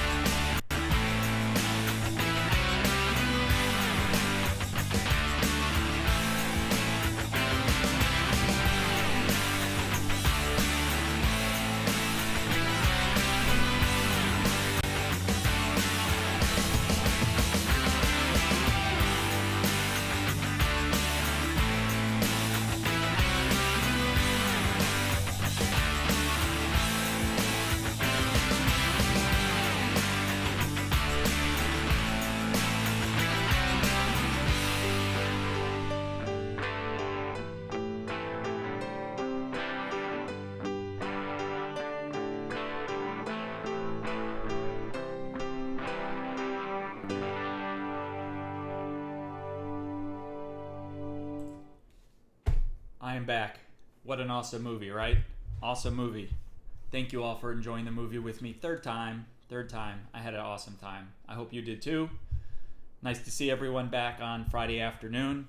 My normal time for closing time is either going to be 4 p.m. or 5 p.m. East Coast time. I'm betting on 5 to 6. It's going to be 1 hour of going over everything. Thank you all for coming in. Let me turn the chat back on. Now I can see the chat. Thank you all for the super hearts and all of your comments. I was looking at your comments during the process. I see some people still worried. I see some people fired up. I see some people loving Sebastian Gorka. I am honored that he watched my show. You have no idea how much I'd like to meet this guy. Of meeting everyone on the Trump team, I've never met Kellyanne and I've never met Sebastian Gorka. And 2 people I would love to hang out with for a few minutes. I have not met them yet. It is one of my goals. I hope to make that happen. I do. We have a lot to talk about. We do. All right. Thank you, Mongo. Appreciate that. Good to see you. My pleasure. I'm glad you liked it, Denise. Thanks for all the hearts, super hearts, all the great comments. I want to review a few things with you. We have to go over a quick summary of the week's news, and then we're going to have some Q&A, and I'm going to discuss a few things on our minds that have been bothering us this week. Obviously, we'll talk, unfortunately, about Kavanaugh, and then on top of that, we're going to talk a little bit more about the Rosenstein rumor and the nonsense that just went on fire on Twitter over the last 2 hours. And also what Periscope is attempting to do to folks like me. It's getting a little bit worse out there. But anyway, I'm glad you enjoyed the movie. All right. Thanks. As you all know, I don't accept direct messages. They've been turned off for over 14 months. I'm so glad to tell you that the best thing you could do for yourself, for your family, for your personal time and sanity is to get out of every chat group that means nothing and try to find one that means something. But turn off your DMs. They are not encrypted. They're not. And people have changed them and made people look bad and done some horrible things. So stay away from direct messages if you can and find something that's encrypted like Telegram or something else to enjoy your experience in a little bit better. Just giving you some advice. It's a freeing experience to get out of everything. People put me in 10 groups over a year and a half ago, and I tried, and it was horrible. And everyone wanted to ask questions all the time, and I was hit with thousands and thousands of things and 3 hours, 4 hours a day of nonsense. So thank you, Sherry. So stay out of them if you can, okay? My best advice. I'm actually trying to come up with an idea that might work. One of you sent me an idea that might work. Just not sure how to make it happen yet. So I'm working on it. One of the ideas was to do something through Patreon somehow, where we do an area where we all get together in the same room through Patreon, some fashion. If you're a member of Patreon, that might be possible, and it's encrypted. So I'm going to think about it and get back to you with some ideas, and maybe we could come up with it together. Nothing to worry about today. All right. Thank you all for joining the YouTube channel, Patriots TV. I appreciate that. After I said it this morning, I think quite a few of you joined, so thank you for doing that too. I appreciate that. All right, so let's just do a quick recap of the news, and then I'll get to your comments, and we're going to go over some things together, okay? So let's hit it up, some of the comments that I have for the week, okay? So I'm going to scroll back a little bit and go through some of the things that happened to us this week so we can talk. All right. Number one, at the beginning of the week, we all found out that Kavanaugh was vindicated. Now we found out vindicated by 3 different sources, one in which was actually there that said nothing happened. Regardless of that, the lady in question keeps quoting summertime, and yet they talked about school being in session. School was not in session during summertime, nor did they attend summer school at that time. Her timelines are messed up, her date is messed up, and everything about her story is messed up, and nobody has seen the original letter but 1 or 2 people. That's a problem. It's a big problem, and we know exactly what their move is. So don't be shocked about what they're doing here. Don't be panicked about what they're doing here. We all know what they're trying to do here. Big time. All right, we also found out at the end of last week, beginning of the week, that Manafort did not flip. That was a false story by Shepard Smith. It never happened. Manafort's attorney came out and corrected the story. Manafort did not flip on anything to do with President Trump. Their relationship and timeline is so minute that they have nothing to do with each other regarding Russia at all. Although Manafort did a lot of business in Russia and made millions with oligarchs in Russia over more than 2 decades. Again, nothing to do with President Trump. It has to do with how he moved his money around, avoiding taxation, where it went, how it transferred, through loans, through all that stuff. And maybe he did do something. The worst part about what happened to Manafort, regardless of guilt or innocence, is what? What's the worst thing that happened to him? There's one thing that happened to him. He was told he was guilty until proven innocent. And that's the issue with our government right there. If you're a conservative, you're always guilty until innocent. And if you're a liberal or a Democrat, you can walk it back and just apologize slightly. And that's basically how it goes. I would like to get my hands on all that stuff, Burning Trip, to look at and review with everybody. I certainly would. All right, besides the additional part of the wall I explained this week, the first 7 miles was being built. You saw the video on that. An additional 4 miles began on the wall, or today and tomorrow, in, where did I tell you that was? That was located in, ding, ding, ding. I'm looking for the location here. I gave it to you this morning. I believe I said New Mexico. Did I not say New Mexico? I have it here somewhere. Oh, here it is. El Paso, Texas. Excuse me. It began in El Paso, Texas this weekend. So additional 4 miles of the wall is beginning there. Didn't want to confuse you guys with that. Okay, a little bit more on news and notes from the week. North Korea and South Korea, as I've been telling you, things have been going very well, regardless of opposition media. So stick with me here. It is not mainstream media. When I renamed it a few months ago, that name fits like a glove. It's opposition media. They are 91% opposed to all of us. That's opposition. That's not mainstream in any form. Mainstream would be even. This is not even. This is opposition media. They are 100% against anything we stand for, including freedom and sovereignty, protecting our borders, the flag, police, veterans, and our American citizens. They're against all of that. They are truly the opposition. That's it. And I'm going to keep calling them that till it gets through their head. North Korea and South Korea. That relationship is building so well that they gave all credit to President Trump for brokering what is now considered to be complete denuclearization by January of 2021. 2 nuclear bases have been in mid-dismantle. That's been proven by the satellite feeds. The satellite feeds that Fox shows you are the ones from a year ago. Okay? This is today. Things are going fine.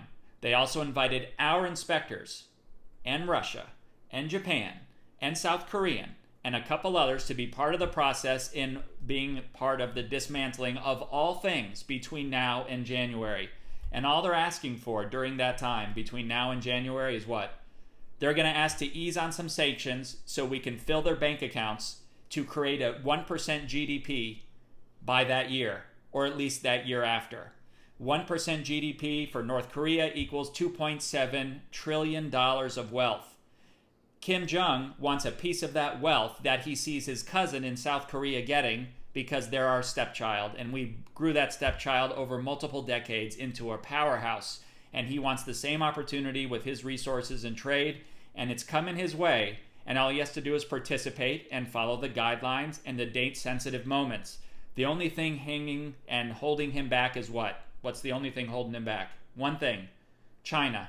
And China is stuck in a trade war because they've taken advantage of us, but they've had the opportunity to take advantage of us because of our people in suits, not versus our people down on the ground here. It's been the decision-making of all people in government, including the rhinos and the dinos and people like idiot Mark Gregory in here and people like that. He has like 400 accounts and all he does is come in. I don't care that he's gay. The fact that he hits on me all the time is a little sickening. So, Mark, take it down a notch or just get the hell out. You know? Has nothing to do with your looks. It has to do with your actions, buddy. Your actions. All right? No offense on the gay stuff. Good for you. All right, next. The Polish president, which I played for you multiple times, is honoring his citizens. Why is he honoring his citizens? Because he is protecting the borders. No Muslims allowed. They have zero immigration, zero refugee program. Something I've advocated here on this channel for over 2 years. That's why we're number one. Because you know I stick by what I say, and I would like President Trump to take that up a notch as well so we can honor the true laws that are on the books. Okay? So I want to say thank you to Kim Jong-un for following through on everything that has gone on. I love the fact that they got together and they submitted their declaration to go for the 2032 Olympics. That will create an additional couple $1 trillion worth of wealth and infrastructure building that they truly and desperately are going to need. So there's a lot coming North Korea's way, and all they have to do is follow everything that President Trump puts on the table. And Mike Pompeo is the perfect person to lead that charge. Very proud of Mike Pompeo. What he brought from the CIA and intel to President Trump is priceless, and one day we'll probably learn about this, how priceless it truly was, what he brought over. Thank you, Sherry. I'm very proud of Mike Pompeo. I think he would be an excellent leader. I think he's a great steward of the country.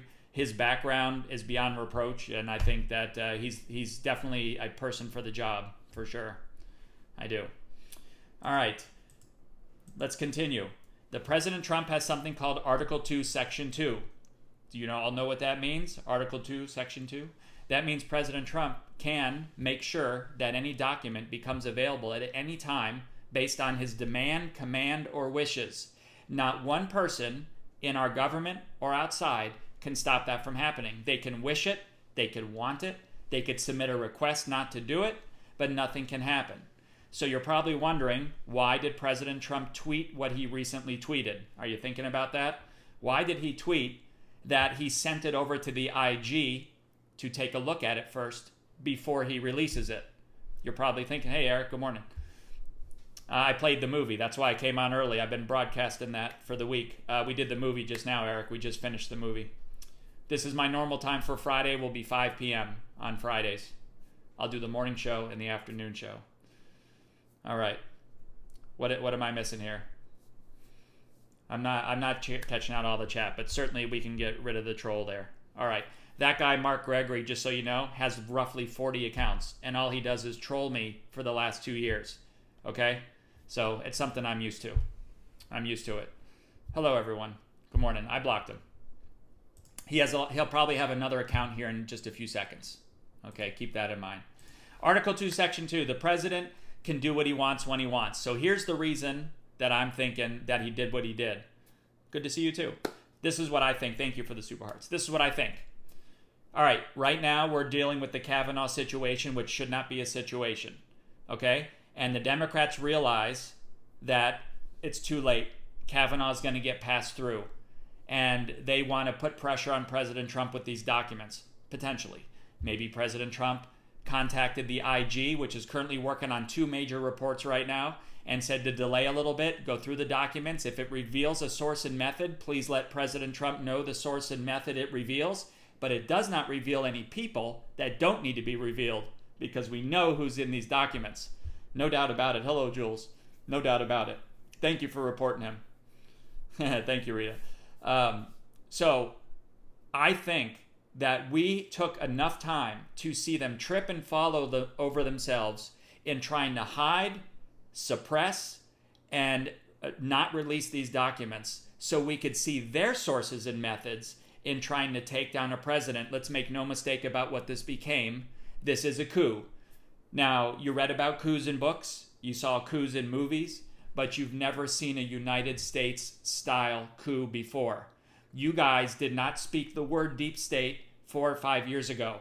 You kind of thought something was out there, but you didn't really want to force your hand at it.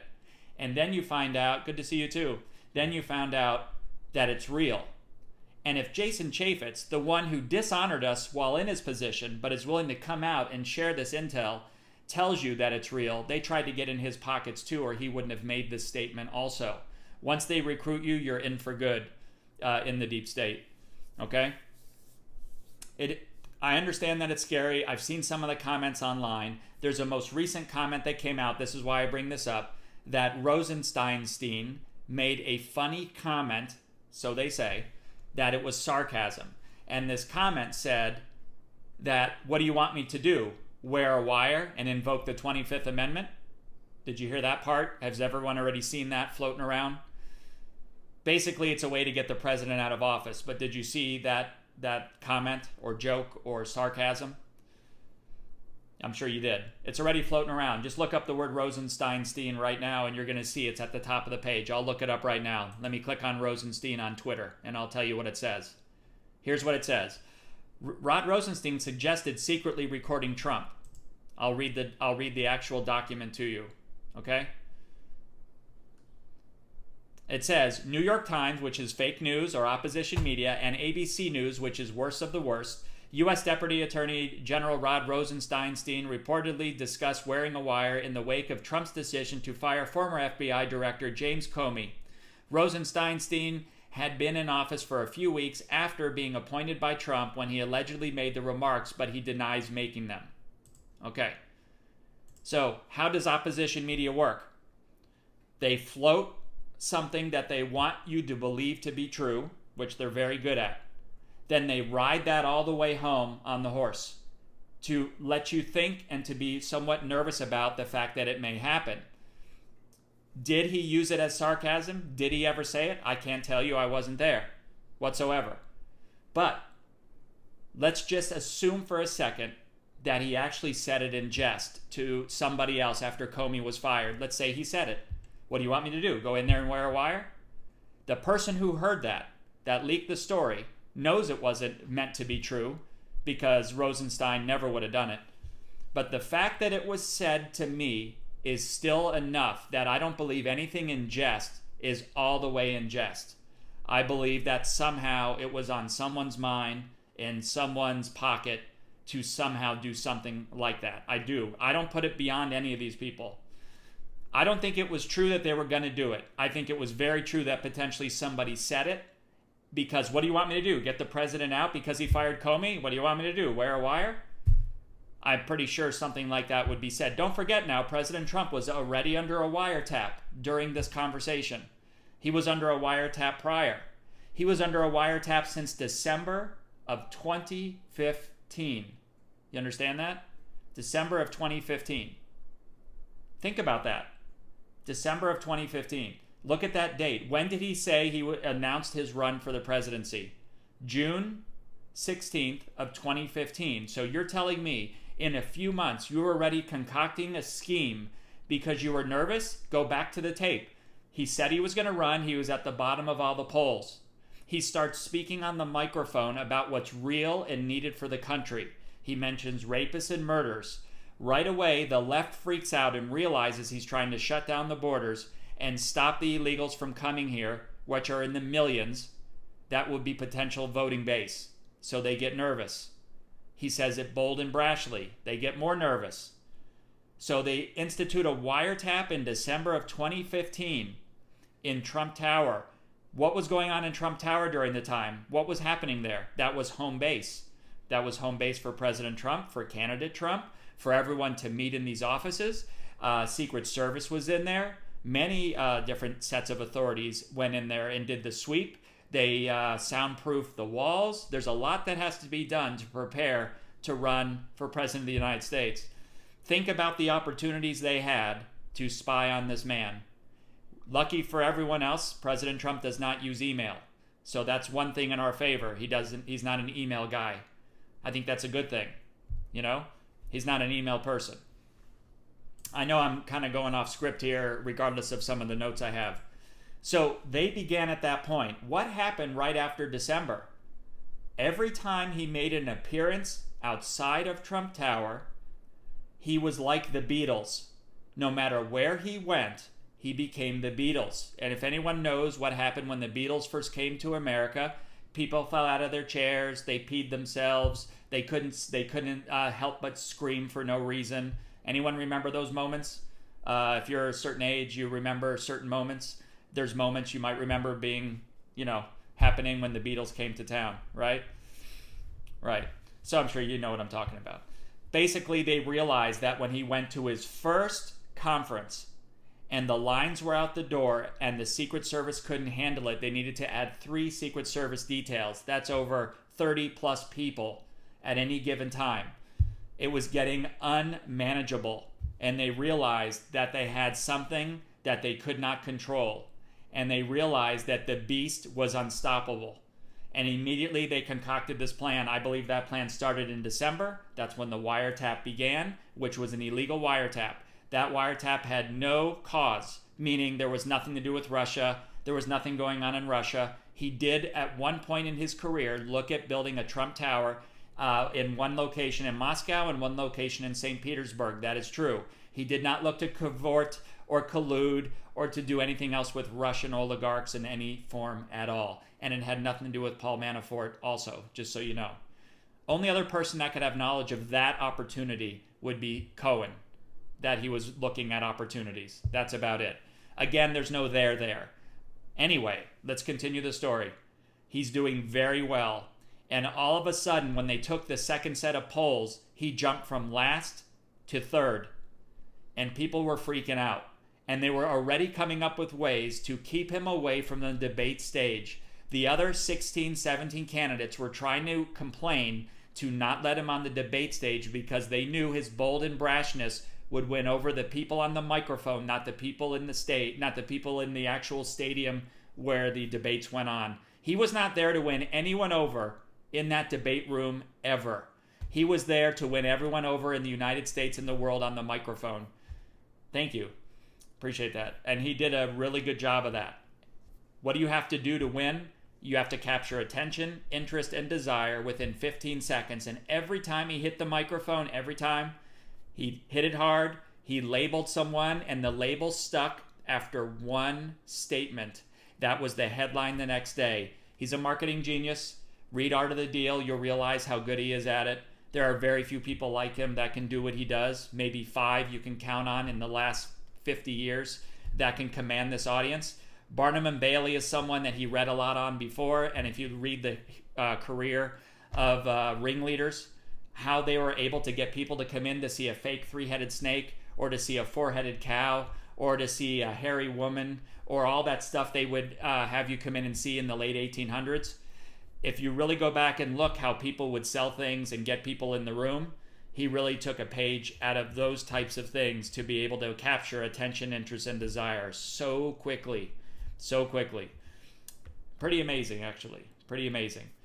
It helped him a lot in his career. The deals he brokered in his career were 10 cents on the dollar, and no one else could ever have done stuff like that, but somehow he got it done. Needless to say, they were spying on him since December of 15. And when they saw it getting worse, when thousands were waiting outside of venues that couldn't get in, they thought they're going to be pissed. They weren't pissed. Do you know how many thousands don't get in every single event? An average of 3,000 to 5,000 don't get in. They don't show up thinking they're going to get in, you know. They show up hoping to be in the same airspace as the man, the myth, and now the legend. That is why they want to be nearby. Tell me I'm wrong. Tell me that you've been to one of those knowing you're not going to get in, but just want to be close by. Remember, I've had 2 encounters with him.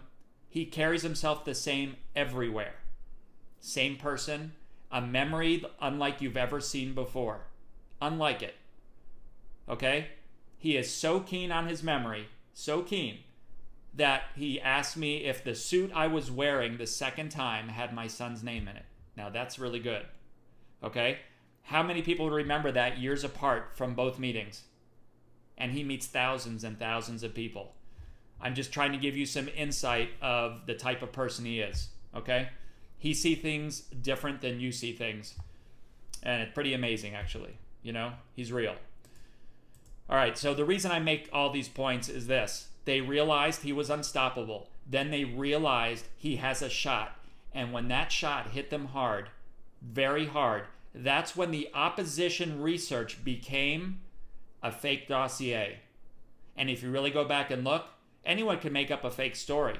But the way this dossier was funded, the way the dossier was delivered, and the way the documents that were written to FISA were lied on. That's part of the problem. Those documents called 302s were also changed after submission. That's also not, you're not supposed to do stuff like that. On top of that, the judges who agreed to the warrants did not go into their normal 3-judge session, which is supposed to take place after a submitted document. The judges were rubber stamping these things too.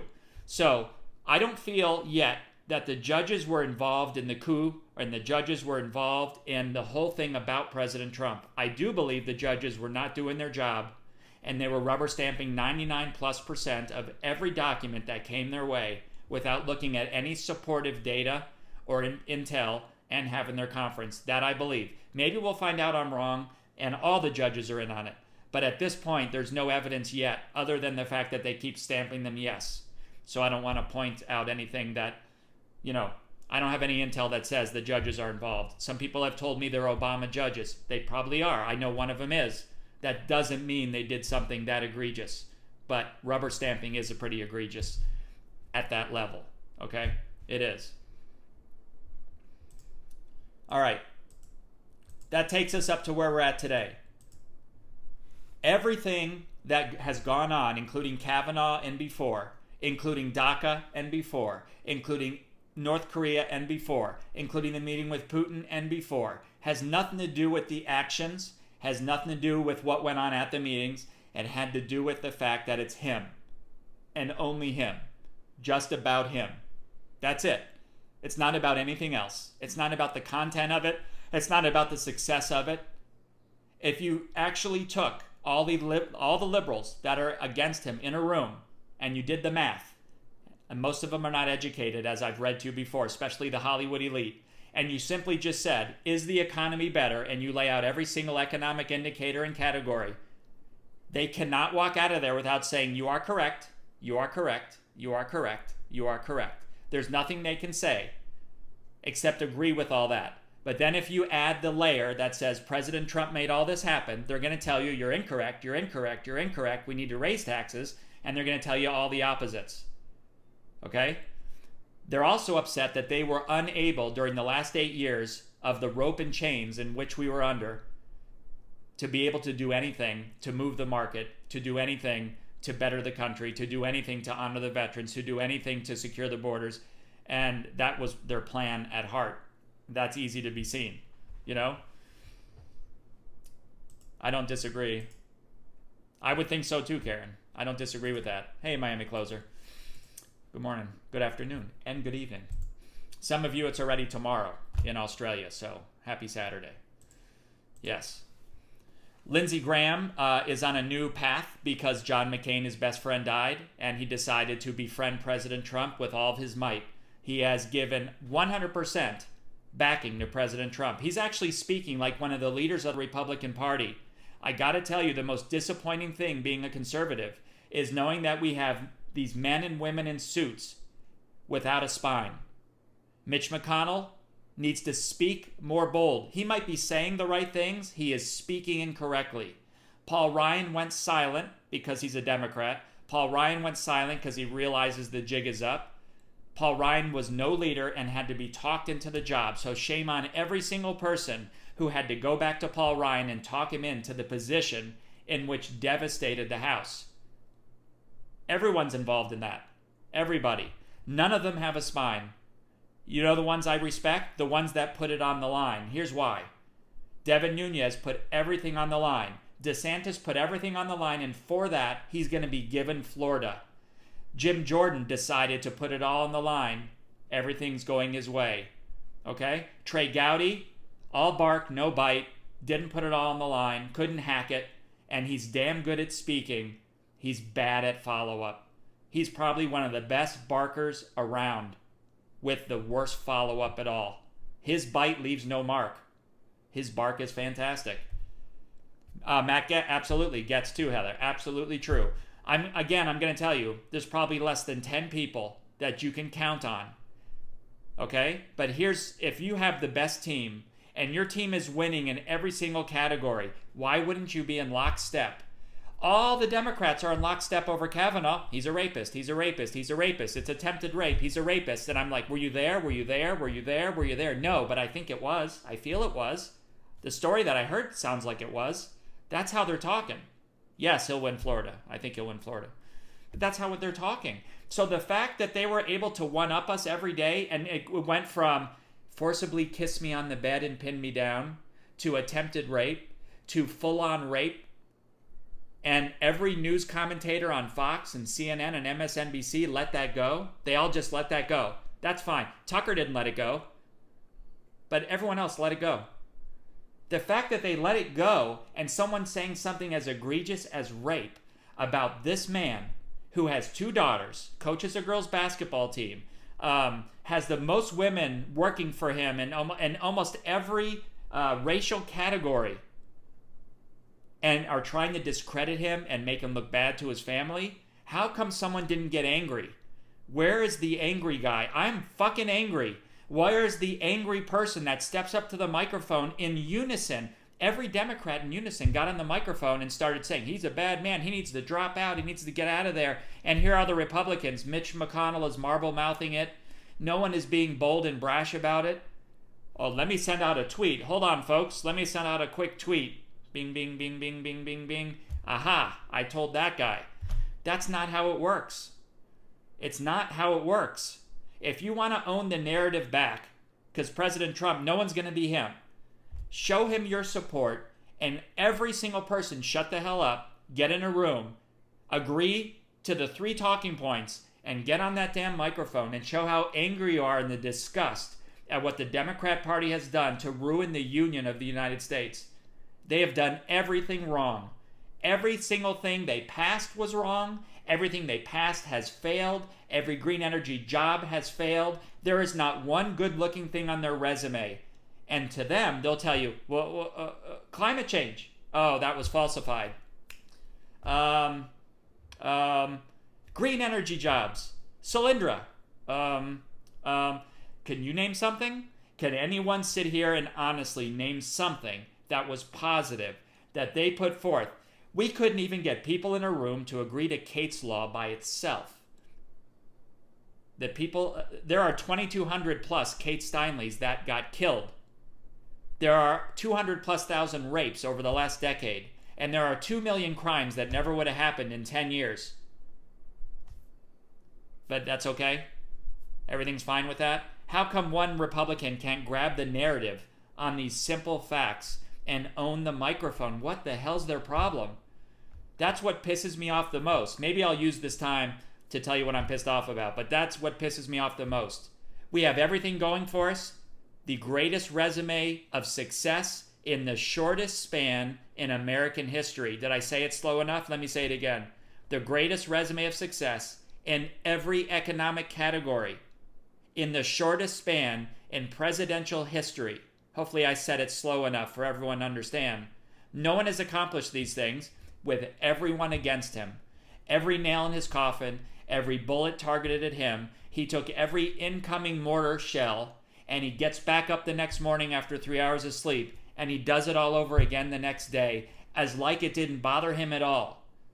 And that should tell the rest of the damn team to act similar and get in lockstep and act the same. But instead, you send out a little tweet. You go on Fox News and you hang out with Never Trumper Brett Baer, and you pretend to have an honest chit-chat. Thank you, Brett. What is that going to do? How about go on Fox News and do like they do and become the story? Have an argument. Get in their face.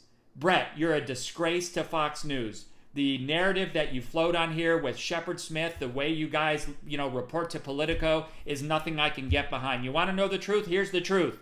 And then slam them with the truth and become the story, because the Democrats become the story. Whenever there's a broadcast, the reporters become the story. Why do you think we're not having any press conferences, guys? Why do you think? They're a mockery. They suck. They suck, and they got out of hand. Press conferences are not a right. They're not a right. They're a privilege. And you have no right to be there. Sure, the media has their ability to report things, but to me, I would make it all fiction. Unless you prove me wrong going forward, every one of you are fictional writers, and you have a disclaimer before your broadcast on TV, on radio, on podcasts, and on all of your reports in the newspaper. 100% fake and opposition media. You have taken a stand against the man that is making the changes that no one else was ever bold enough to make in their life. He will have the moniker of the great disruptor and interrupter. He is conducting this like an orchestra, and the music sounds pretty horrible the way that the things are being played on the Republican side, because they cannot get all on the same page. We should be calling all of our congressmen and women and letting them know a piece of our mind professionally that you have misrepresented your constituency, And until you get behind this man, we will get you out of office. I'd rather put everybody I don't know in office that would do a better job than you than have you represent me. And that you show me, you have 24 hours to show me that you're 100% on board, the greatest start in American history to a presidency. And if you are, and you want to jump on that bandwagon, this is your last and final offer. And that's it. And we should be able to fire these people. But you can't. You can't fire them. Thank you, Key Wizard. You can't fire them. You can't. We need to be louder and more bold. We don't need to argue on Twitter to get our point across. Twitter is a wasteland of disgust and keyboard warriors that thinking they're one-upping each other with the last keystroke. Aha, I'll get him back with this meme. Gotcha. And then you go tell your spouse you got him. Did you see that meme I just shot that guy? I got him one. Wasn't that awesome, hun? That's what's happening. That is not what a conservative does. Conservatives would be better off without that shit. That is not what conservatives do. And we're not good at it, by the way. We're just not. It's not our thing. We're good at success. We're the brightest. We have the highest IQs. But we're not good at playing that kind of game. So why are we dabbling in the sewer with these people on a platform like Twitter thinking we're one-upping each other? It's really disgusting. That's why I don't participate in Twitter that often. I can't stand it. What good does it do me? Promoting the show? Let me retweet my show? I do that. I get a few more viewers. Okay. But I'm not getting anything out of it personally. It's a wasteland of my time, too. You know? Hey, good to see you. Long time no see. Forget about it. You should check out the show. We've made a lot of changes. We almost hit 1 million. Almost. We're going to get there one day. We may even have to change platforms because Periscope is attacking us more than you think, guys, and I'll tell you about that another day. Wait till you see the map that I saw about what happens when I go live. It's a strategic attack to make sure conservatives do not speak. Anyway, let's get back to where we're at here. We need to put pressure on every Republican, every outhouse, henhouse, and doghouse to make sure every Republican conservative of the America's Party, of the party of Trump, steps up to that microphone and does nothing less than represent the greatness that is going on. If you guys had this resume of success in your business, you would all be billionaires. No one has seen this before in history, and this will never, ever happen again to anybody in our lifetimes. There is not a Trump 2.0 in the next 100 years. There isn't. There isn't another Michael Jordan either. And so things come and go. You have one shot, just one. So if you want to make sure that the next 6.5 years or 6+ years go even better than the best start in history, you only have the easiest job left is to show up and vote in November and to take people with you and to babysit for people that can't go after you're done and to pick up the elderly and do what the Democrats do and take that out of their playbook and make sure that you're responsible for 5 more votes beyond your own. If you do those things, this insurance policy guarantees something you've never seen before. Okay? Never. Never. The infrastructure bill is going to take 10 to 12 years to implement, and we haven't even voted on it yet, and it will be 80% privatized. That is going to be an amazing American renaissance. Our window of major financial gain is within the next 6 or 7 years. If there are multiple more millionaires to be made, you will see more millionaires made in the shortest span in history because of this opportunity. This is the moment right here. This is it. If you blow this moment, I can tell you all the bad stuff that will happen. All of it. Imagine it. And by the way, everything we built and worked hard for can be taken away so quick that it will look like it was never there. Because Democrats are good at one thing: being in unison when they're sneaky. And when they're sneaky, they're the best at it. They are artists of the highest degree. We rarely one up them as Republicans. It's a super rare moment that we ever get there. Super rare. I don't want to play that game. I don't want to have to get back at people. I don't want to have to rebattle 2016 again. I worked too damn hard. That tattoo I got is permanent. I worked too damn hard. in 2015 and 16 for you guys to be the voice for a lot of reasons. And now we have to put all of our efforts into just one moment in November. That is it. The easiest, most important job you will ever have. I motivate you on every single show. I at least give you 3 different talking tos. There is no bigger or better moment to protect the freedom and sovereignty of your country than to make sure this man has the ability to not only complete these years, these 6.5 years, to dominate and destroy what has been plaguing us like a cancer that has metastasized to a level in which almost brought us to the brink of disaster. You guys may not understand how close you were to disaster. Maybe you don't remember how close you were. I can tell you it was quite close. They wanted to disarm police like they're doing in Europe. We were very, very, very close. If you thought that only 0.005% of the United States was trans and that was becoming a problem because of transgender stuff, this would have been some of the mantra and taught in your schools like it is now in 5th grade where kids are choosing genders. You don't think that's a problem? If you're teaching it in 5th grade, that's going to be a learned process, and by the time they're 20, they're passing it on to their kids. And there's no getting back the nuclear family ever again. And that was Black Lives Matter's mantra. I have their whole lesson plan. It's 7 pages. And what they were implementing in schools was disgusting, and yet accepted and endorsed by the worst, most dangerous leader America has ever had on U.S. soil. Disgusting. We were at the brink. If you don't think we were, just take a look back pre-Trump and you tell me how things were for you, not just financially. 90+% of the American people got a tax break. Everybody, including liberals, got a tax break. Pull aside a liberal, ask them about their paycheck, and make them look you in the eye and say, are you getting more in your paycheck, yes or no? There is no way they're not getting more in their paycheck, period. I think I'm supposed to say full stop. Full stop. Period, full stop. They are definitely making more money. Small businesses are flourishing at a level unlike you've ever seen. And people like Juan Williams would like to tell you that the fat cats are pocketing it all. Really. We've had the most reinvestment in America and in manufacturing than we've had since the end of World War II. But I guess no one wants to look at the real numbers. This is a true renaissance, and it's a once-in-a-lifetime renaissance moment. You guys got to take this so serious. Even though we have a ton of fun, there's a ton of serious subjects going on. Our president is currently under attack of an attempted coup that has been ongoing for a long time. That's some serious stuff. And he's acting like everything's fine. You know why? He's a rock star. He breeds success. He has charisma. He has all of the tangible things that can walk in any room and own the room. How many people have that it factor? Not many. Do you want to give that up? Anybody here want to give that up? I don't think you want to give that up.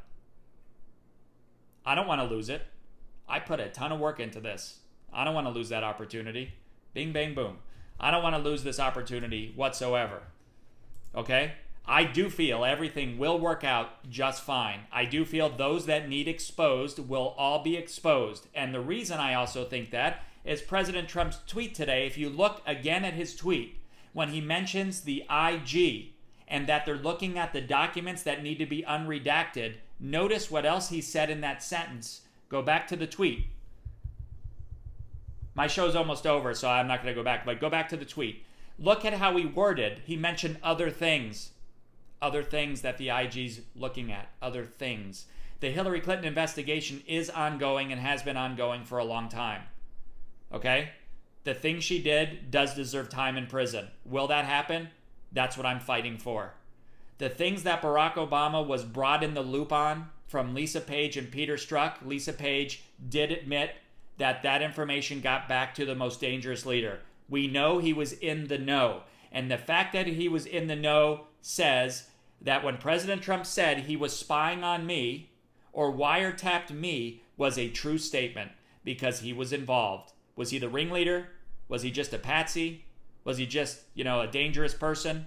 Maybe all the above. I don't know. But he's involved. He's involved. There's no doubt he's involved, guys. There's no doubt that Loretta Lynch is involved. There's no doubt Lisa Page, Peter Strzok, McCabe. There is no doubt that you're looking at a crime syndicate that had been in place for a long time and day by day was taking our country apart. Look at the laws that were passed. Look at the things that happened. Look at how the police were treated. Look at how Ferguson was endorsed. Look at how he supported thuggery and undocumented shopping, but made sure cops were dishonored. When cops were murdered by Black Lives Matter, he called the thugs family, but not the family of the fallen. But candidate Trump at the time called the families of the fallen to the 2 New York policemen that were murdered in their vehicles by the most dangerous group around at the time. Black Lives Matter was murdering people in Texas, murdering people in New York City in cop cars. But he didn't want to talk to them. He wanted to support thuggery. No one thought that was weird? Nobody? You should be not only impressed with the way he's handled himself, he speaks the way you thought at home. And your whole life, you thought presidential was, and I love Ronald Reagan, but you thought presidential was the way they speak on the microphone and the way they act and the way they read the teleprompter. No.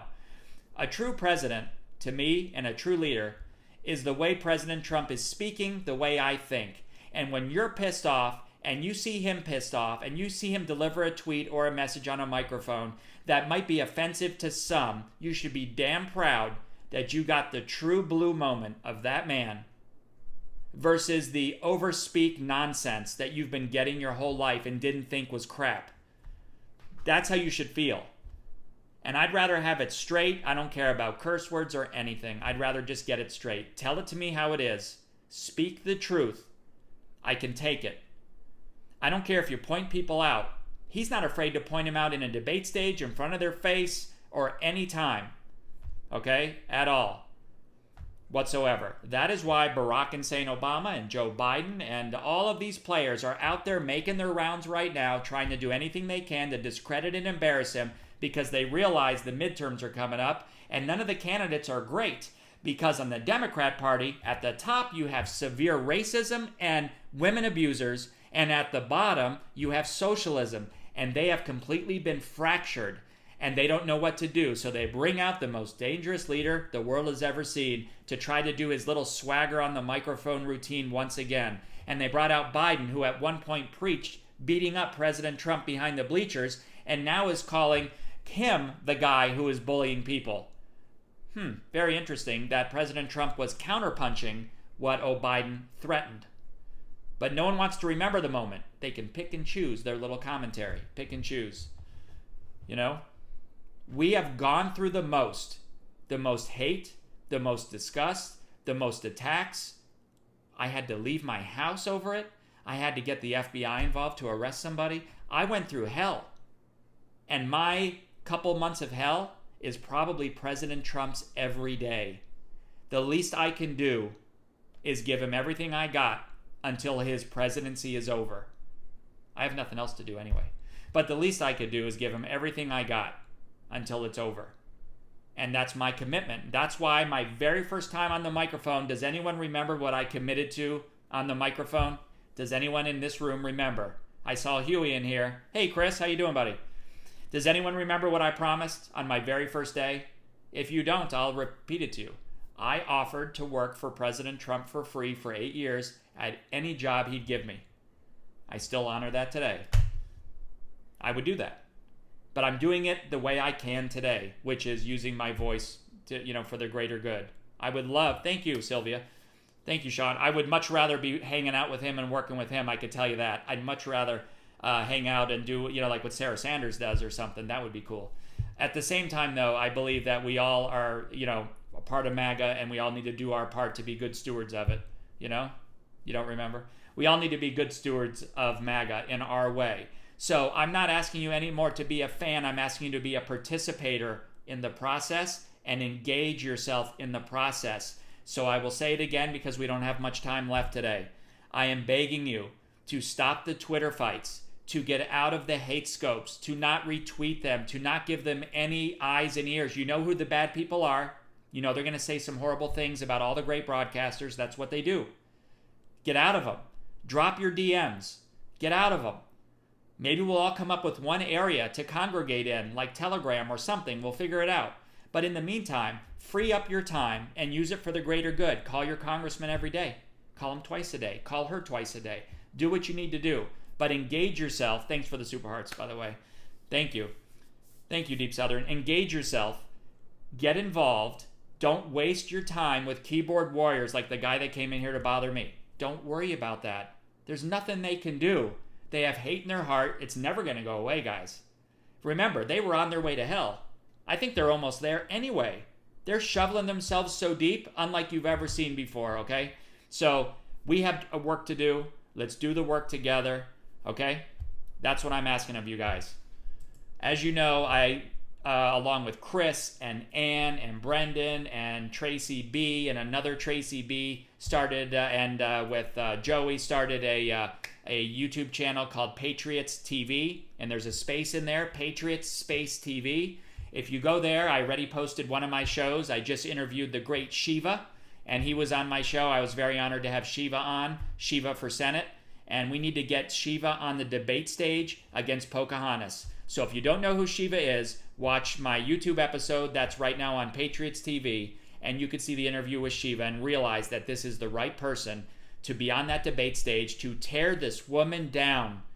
And she needs it. We need people to be somewhat taken down on stage in the most professional, verbal way, and he's the man for that job in this case, okay?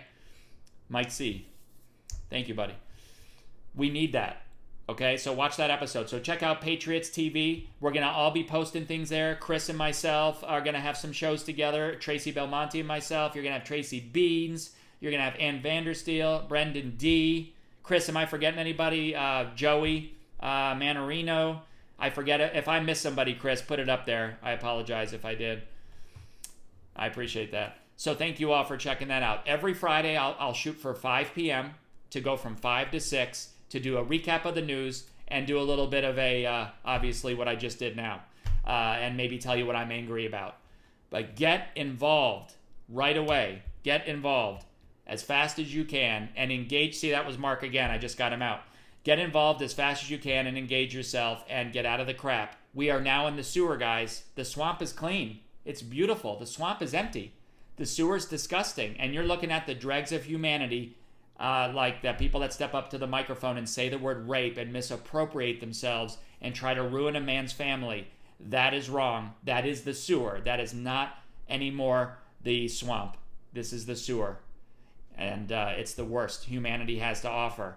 And the only way to battle that back is to grab the narrative by the horns and own that microphone and step up like you own it all the way. And I'm sick of these guys without a spine.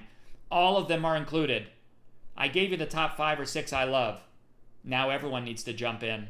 Okay? All right. Absolutely. Absolutely. You'll see a lot of good stuff coming. Chris and I are going to be collaborating on some stuff together too. So there's a lot of cool stuff on the way from everybody. Right. Don't retweet stuff you don't like either. Remember that. If you think it's a false story, it probably is. So don't even retweet it out there, okay? All right. I want to thank all of you again for coming on and rewatching the episode of the movie one more time, Trump at War. Thank you, Steve Bannon. Great job. I do miss his team watching my show. Steve, if you're out there, you are welcome on the show anytime. We would love to have you on the show. Tonight, you're all lucky, and I'm lucky that President Trump has a roundtable in Missouri, Springfield, and then he has a rally tonight. And I'll replay that for you on Monday morning, bright and early. I also have Joy Villa on the show at first part of the day on Monday's show. And I'm on her show tomorrow. So watch out on YouTube. Look up the Joy Villa Show. You're going to learn some personal things about me unrelated to politics. So you get a day in the life look at my career and my history. And I'm her guest on her show. Thank you, Deanna. And then at some point, she's going to be next week on OAN, taking over the news for a week. And so I hope to join her there too. So we'll see how that works out. I hope so. Yes. Thank you all for coming in today. I had an awesome time. Hope you did. We're not going to do fun videos on the way out, but I am going to play the new Closing Time theme that my son took the time to make. So I'm glad you enjoyed that, Cynthia. Thank you. Hope you enjoyed the chat at the end. I know I went on a long tangent, but we'll try to get some Q&A in, and I'm open to great ideas. So thank you for joining Patreon. Thank you for the Super Hearts and all of your comments. We had over 2,300 comments this episode, so thank you very much. All right? Nice to meet all the new folks. You could follow me at The Best Closer on Facebook, on Twitter, and on Periscope. And I don't accept direct messages. You shouldn't either. All right? Let me take it out here.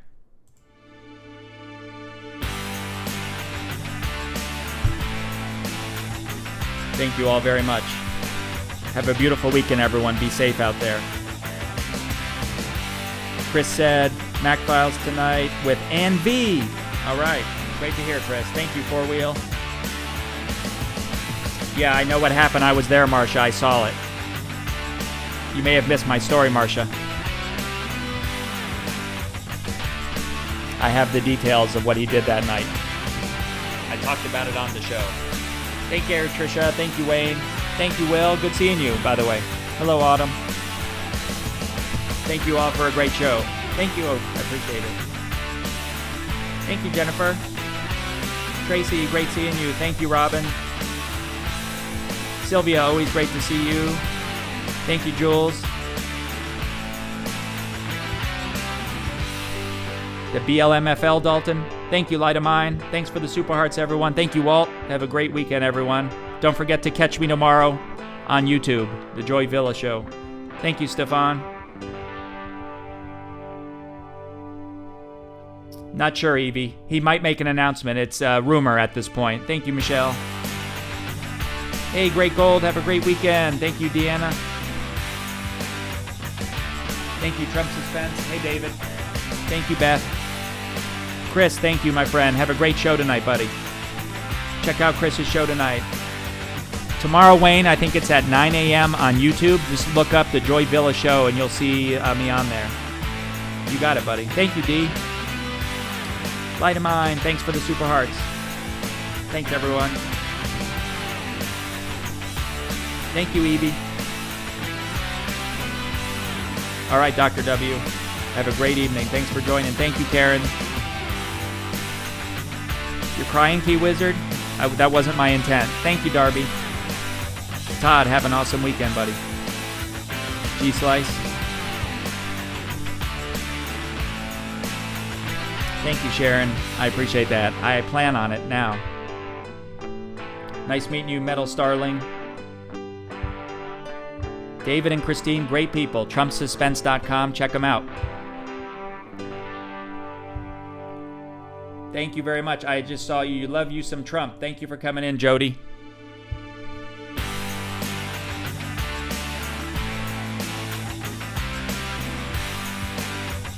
Thank you, Harper. Great seeing you, too. I saw your Super Hearts. Thank you for that as well. Have a beautiful weekend.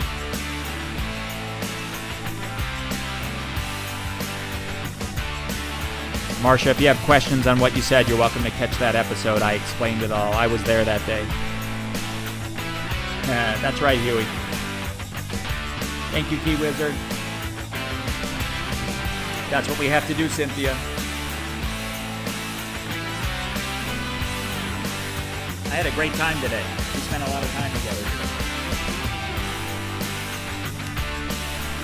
Thank you, Lori.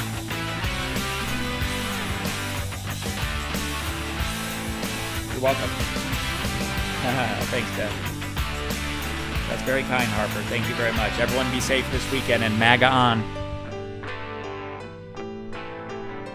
Yes, all my things are there on Periscope, but don't forget I was there with the Trump team the next day, Marcia, for breakfast, and I know exactly what happened. So unfortunately, what she said was true, but he did seek help and is doing much better, so I give him a lot of credit for getting better. Thank you, thank you. Bye, Deep Southern.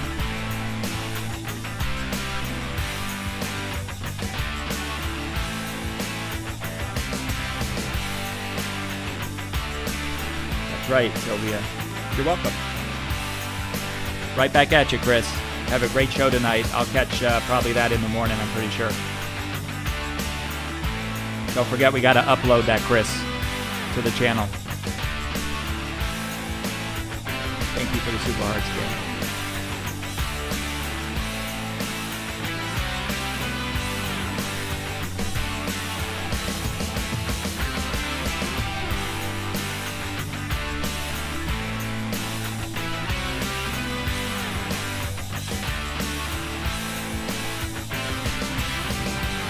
Thank you for sharing the show as well. Don't forget, check out the show with Shiva one more time when you can and share it around. We got to get Shiva on the debate stage. Thanks again, everyone. I got to get rolling.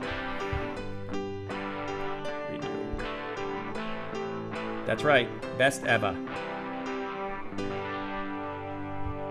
All right. Take care, everyone. I'm out. MAGA on.